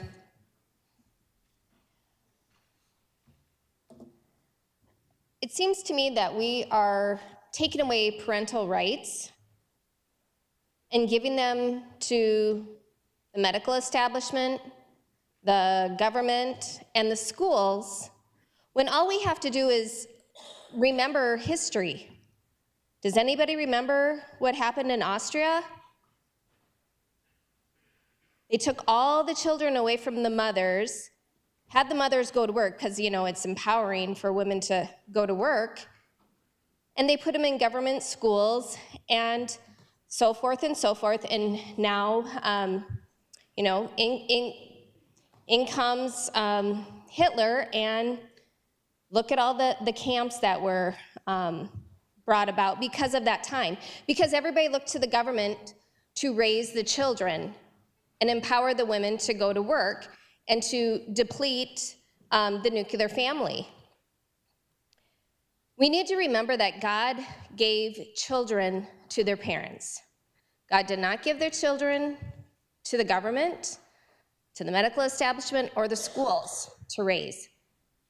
God gave them to us to raise. And I will grant you this, there are some bad parents. Yes, they abuse their children, they neglect their children, they do unspeakable things to their children. But that's where we have to say thank you to the agencies, to the schools, to the reporters that step in and say, this child is in danger and we need to help them. We have to remember children, the majority of children have well-meaning parents. And let me tell you what, you get between a well-meaning parent and a child, that word mama bear, wow, watch out, because I know I'm one. And if a school got between me and my boys, the claws would come out. But I want what's best for my children. And yes, like I said before, there are parents that, unfortunately, they don't.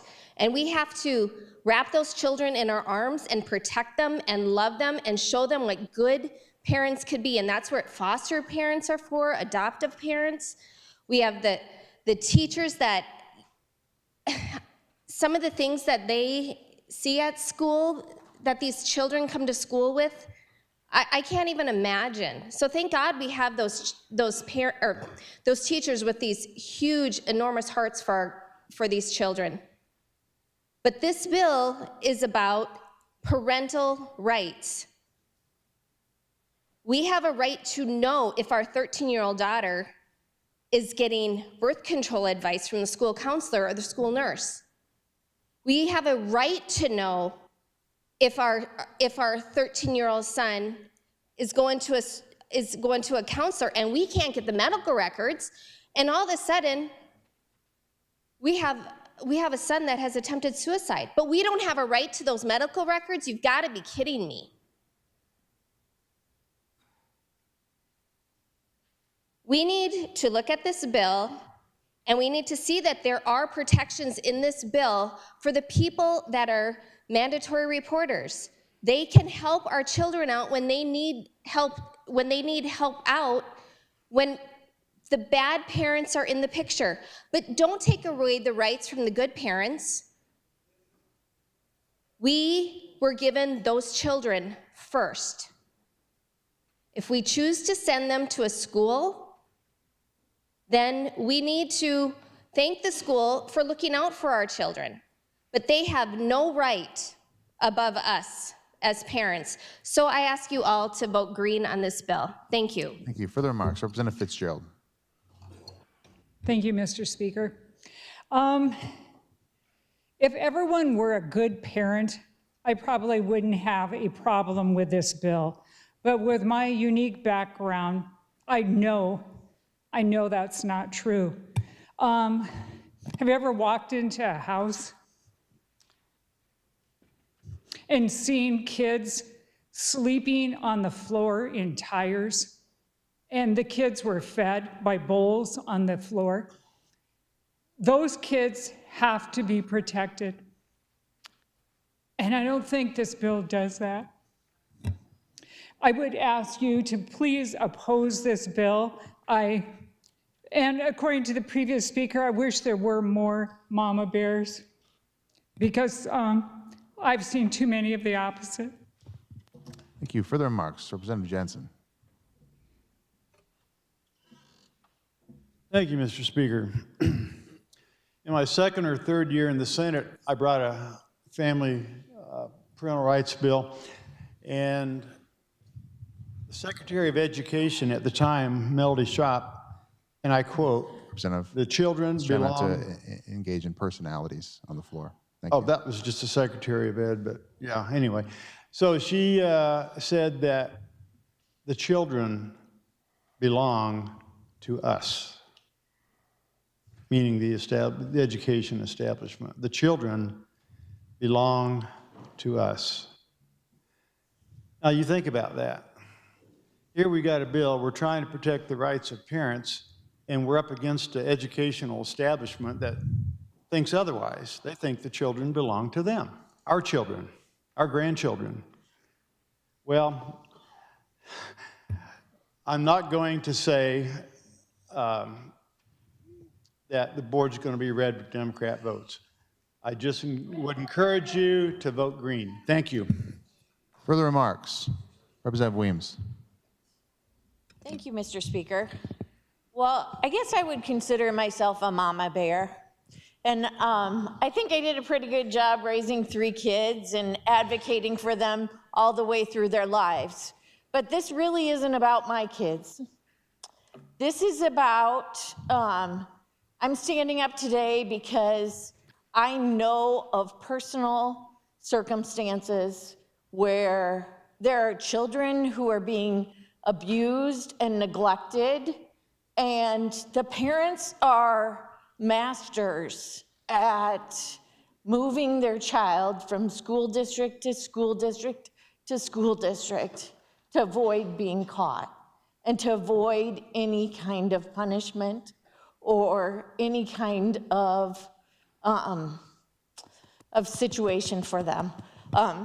So that I'm worried about those kids because we've lived it personally and in our extended family. And it takes a lot of coordination with all of the school districts, with all of the individuals that are, all of the teachers. And thank goodness, if there are any teachers left up here, thank goodness for you, because literally, they've saved lives doing that. And so I worry about those children in this bill. I also happen to have homeless teen house 2 blocks from my house in my district. And I worry about those kids. I've had the opportunity to drive them in all different situations, and I've learned about them. And I think I can honestly tell you, our neighborhood was worried when they were gonna open this home. And I quickly said, I think I'm gonna embrace this.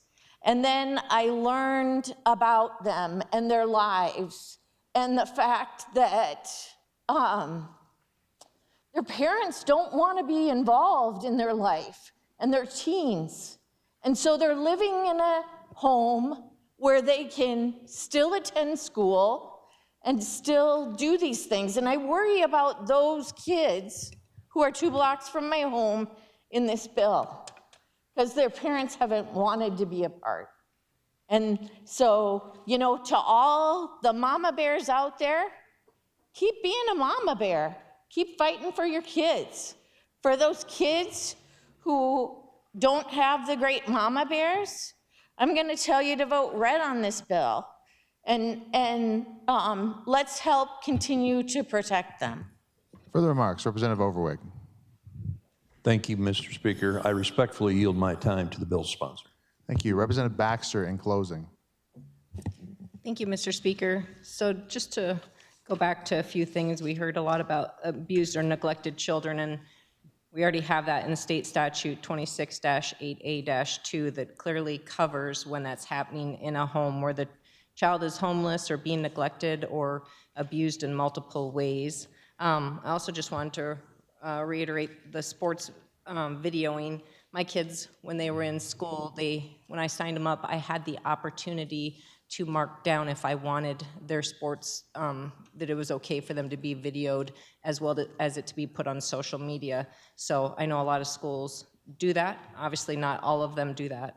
And also, just to clear up some misinformation, police agencies and the Department of Education did not oppose the bill.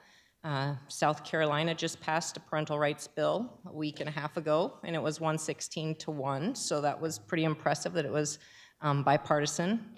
And in closing, government should never be allowed to raise our kids without a compelling reason and following proper legal procedures. Fundamental rights of parents is essential until proven otherwise. Please support the family unit with a green vote. Thank you. Thank you. Seeing no further remarks, the question before the House is final passage of Senate Bill 190. All those in favor will vote yea. Those opposed, nay. The clerk will unlock the voting machine, and the members will proceed to vote.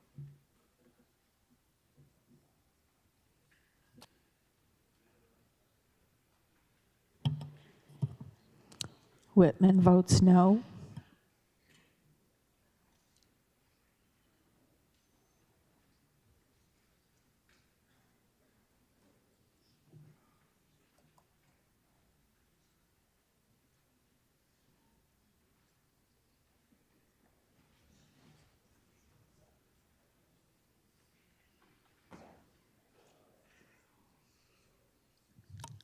Mr. Speaker, all members have voted. Clerk will please display the vote.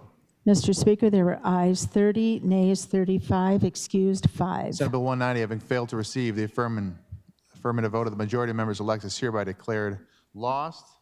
Representative Jorgensen's intent to reconsider is hereby noted. Senate Bill 176, an act to amend the period of time before which ballots and other election materials may be destroyed following an election. Senate Bill 176, having had its second reading, is up for consideration and final passage. Are there any remarks? Representative Manhart. Yes, I bring to you Senate Bill 176, very simple. According to federal law, ballots must be retained for federal elections for 22 months. This bill would just bring it so that the rest of the elections you'd also be required to retain them for 22 months, since all of our elections are at the same time now anyway. Thank you. Thank you. Further remarks on Senate Bill 176? Any further remarks? Seeing no further remarks, the question before the House is final passage of Senate Bill 176. All those in favor will vote yea. Those opposed, nay. The clerk will unlock the voting machine, and the members will proceed to vote.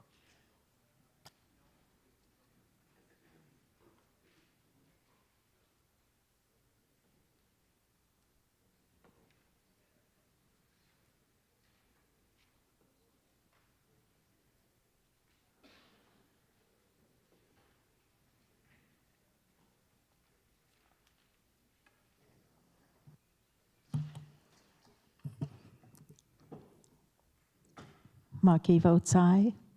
Mr. Speaker, all members have voted. Clerk will please display the vote. Mr. Speaker, there were ayes 64, nays 1, excused 5. Senate Bill 176, having received the affirmative vote of the majority of members elect, is hereby declared passed. Any questions on the title? Seeing none, the title is deemed correct. Senate Bill 177, an act to clarify the requirements for marking an optical scan ballot. Senate Bill 177, having had its second reading, is up for consideration and final passage. Are there any remarks? Representative Manhart. Yes, this is the big, beautiful black ink is best for ballots bill. As the current codified law says, it says auditors must provide voters with pencil or other marking instrument. This would just change it to advise them to only give or tell them to only give a black pen. That is what the Election Commission has decided works best. That's what the ballot companies know is most accurate, and it would just make this whole process just generally more accurate. So please support this bill. Thank you. Thank you. Further remarks on Senate Bill 177. Representative Colbeck. Thank you, Mr. Speaker. Members of the body, I've got a question for the prime sponsor. State your question. These black pens have to be any particular brand name? Representative Manhart, do you wish to answer that question? Not that I know of, as it's provided by the auditor. That's what they got to do. Do you have a follow-up, Representative Colbeck? Okay. Any further remarks on Senate Bill 177? Any further remarks? Seeing no further remarks, the question before the House is final passage of Senate Bill 177. All those in favor will vote yea. Those opposed, nay. The clerk will unlock the voting machine, and the members will proceed to vote.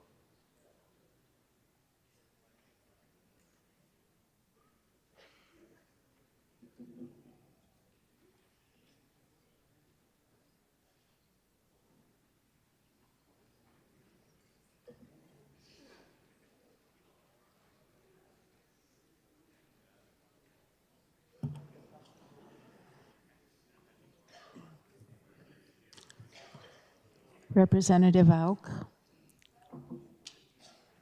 Representative Goodwin. Mr. Speaker, all members have The voted. clerk will please display the vote. Mr. Speaker, there are ayes 62, nays 3, excused 5. Senate Bill 177, having received the affirmative vote of the majority of members elect, is hereby declared passed. Any questions on the title? Seeing none, the title is deemed correct. Senate Bill 60, an act to restrict ownership of real property interests by certain prohibitive entities and to provide for enforcement.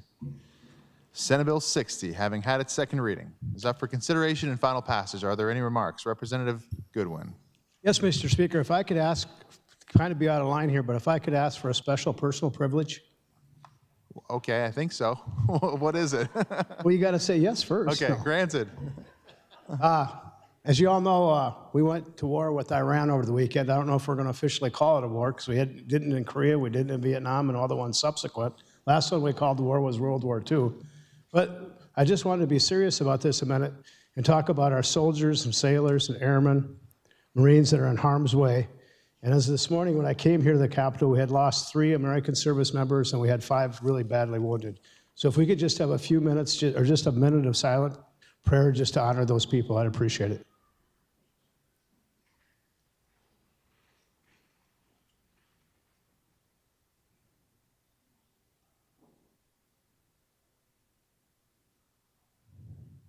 Thank you very much. Thank you.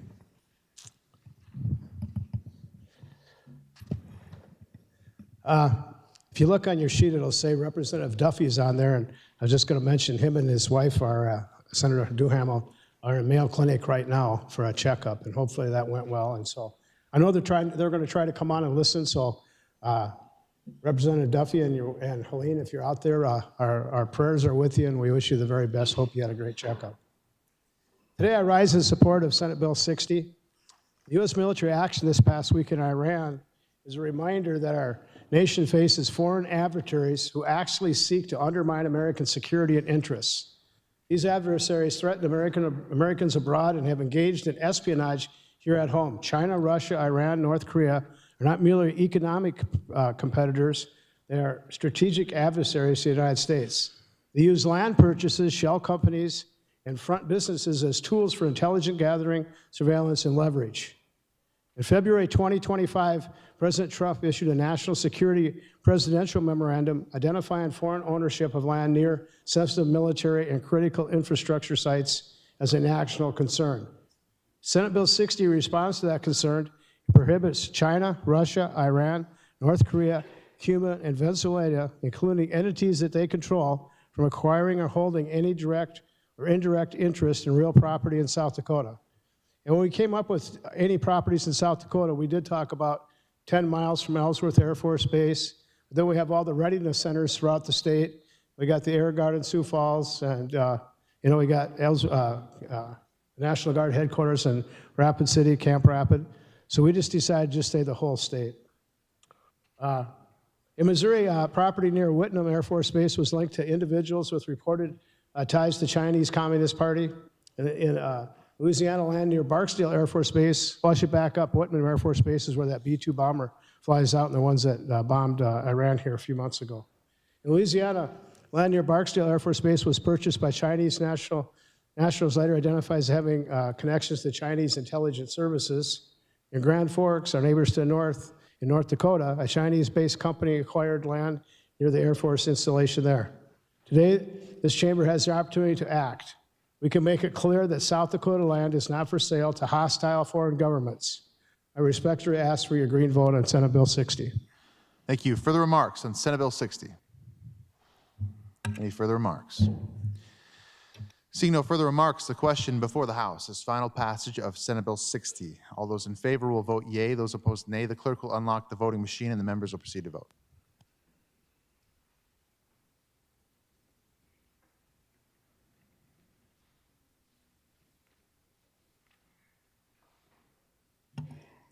Overweight votes aye.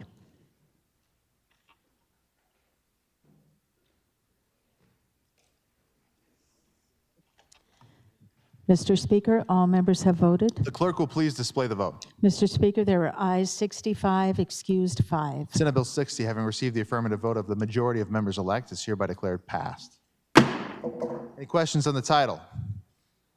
Seeing none, the title is deemed correct.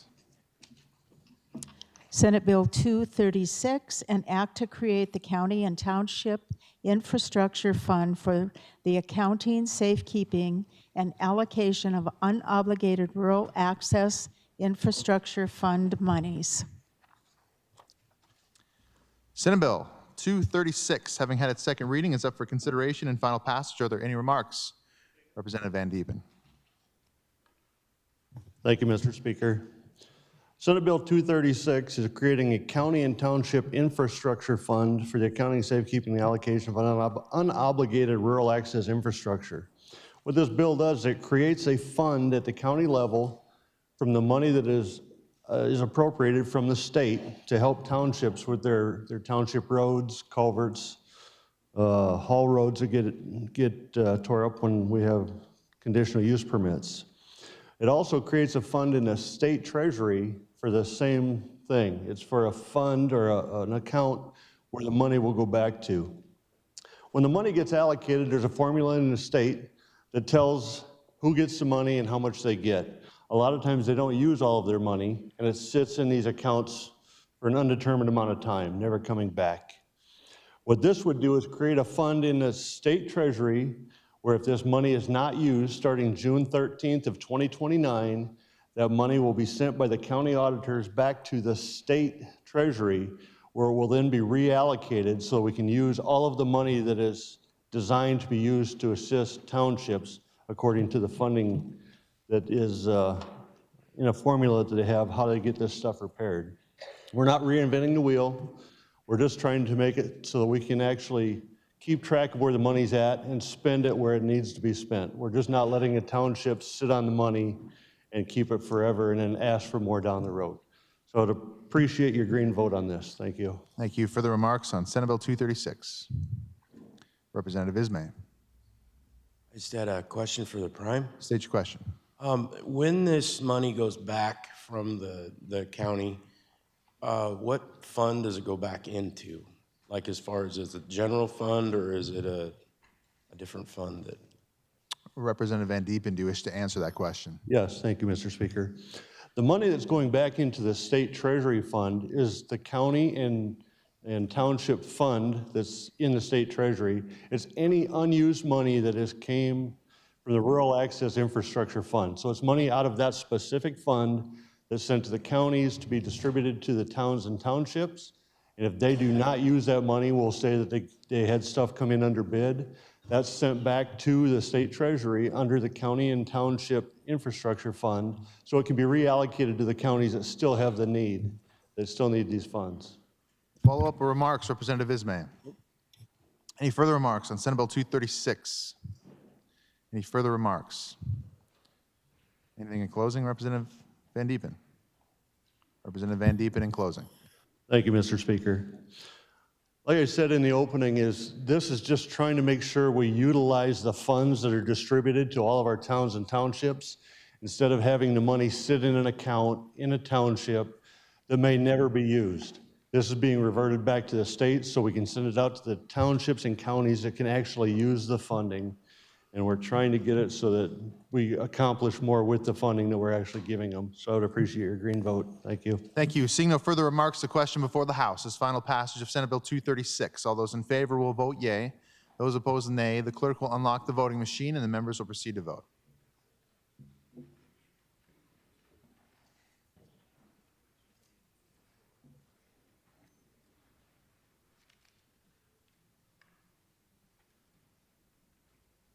Is our doctor of the day in the gallery? Ah, there he is. Our doctor of the day today is Dr. Benjamin Aker. Dr. Aker practices emergency medicine at Avera Sacred Heart Hospital in Yankton. He received his medical degree at the University of Nebraska in 2005 and completed his residency at the University of Texas Southwestern in 2008. Dr. Aker is a member of the American Medical Association and has been an active member of the South Dakota State Medical Association since 2011. He is also the past president of the State Medical Association. Please join me in thanking and welcoming Dr. Aker.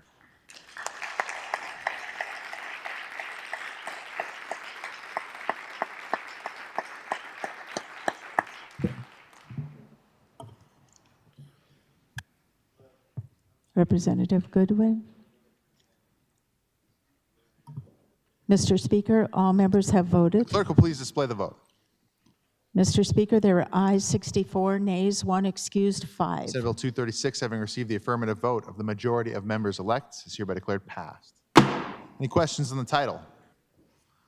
Seeing none, the title is deemed correct.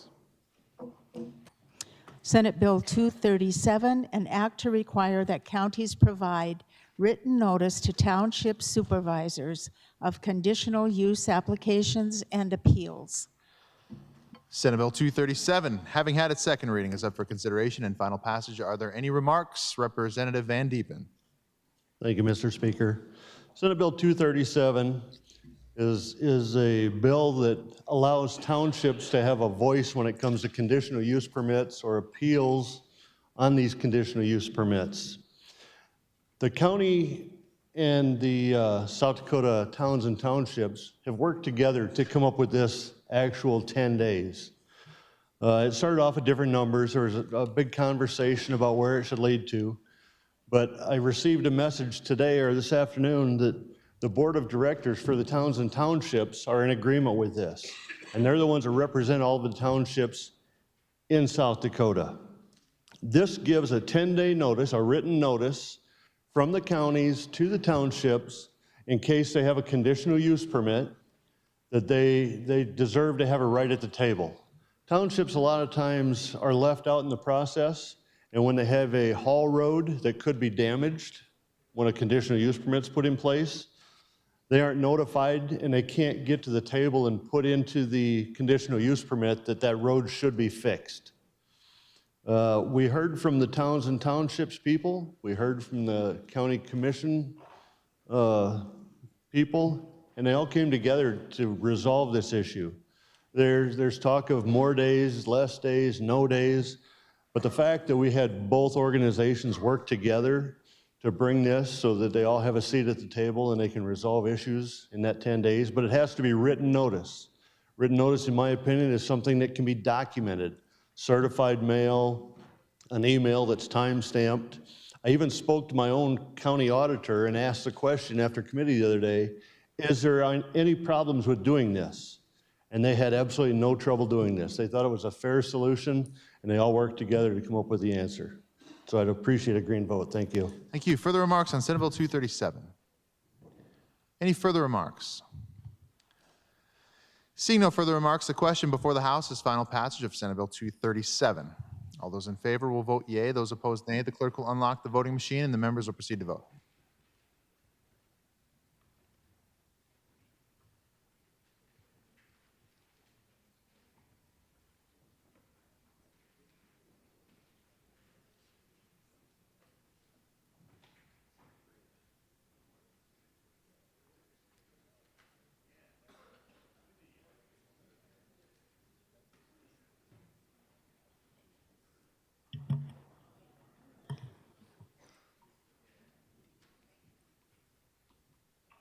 Representative Goodwin, Representative Colbeck. Mr. Speaker, all members have voted. The clerk will please display the vote. Mr. Speaker, there are ayes 65, excused 5. Senate Bill 237, having received the affirmative vote of the majority of members elect, is hereby declared passed. Any questions on the title? Seeing none, the title is deemed correct. There being no objection, the House will revert to order of business number 11, first reading of Senate bills. Speaker waives committee referral on Senate Bill 130, Senate Bill 231, and Senate Bill 240. Constitution requires the Speaker to sign bills in open session. And so the Speaker is signing Senate Bill 153, an act to prohibit certain restrictions in employment contracts for community service providers.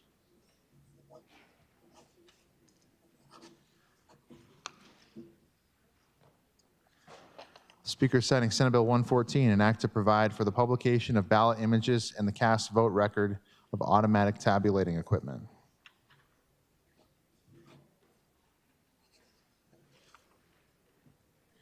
The Speaker is signing Senate Bill 21, an act to modify refunds for elderly persons and persons with a disability.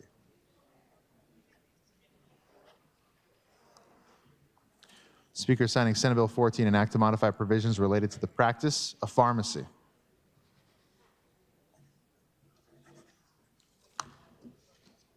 The Speaker is signing House Bill 1046, an act to authorize the Department of Corrections to demolish the Peer Minimum Center, to make an appropriation therefore, and to declare an emergency. The Speaker is signing House Bill 1084, an act to amend provisions pertaining to the public availability of information contained in certain records.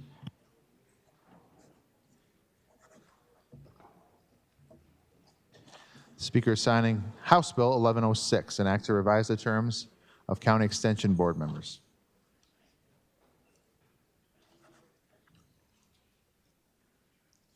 The Speaker is signing House Bill 1162, an act to add certain substantive to the Schedule 1 of the Controlled Substances Schedule.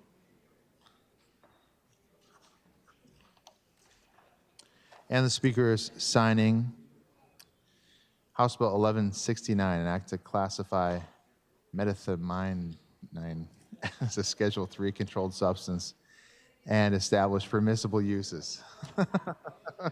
What was that? Yeah, thank you.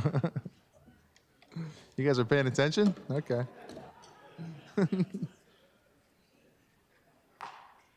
Are there any announcements?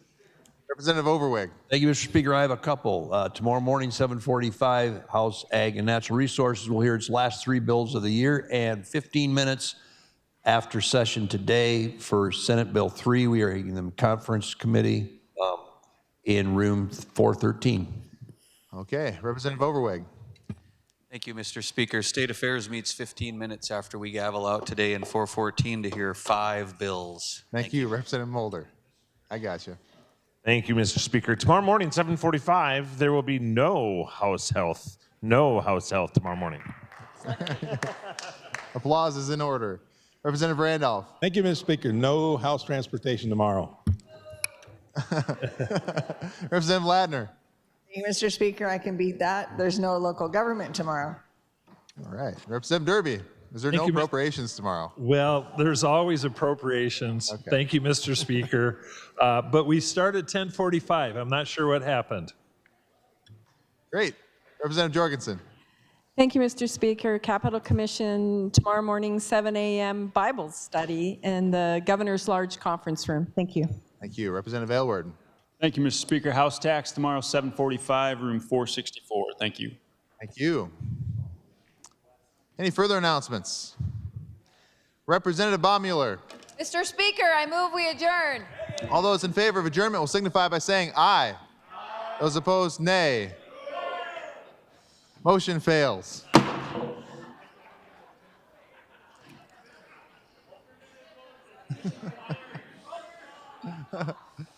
Representative Baumüller, you want to try that again?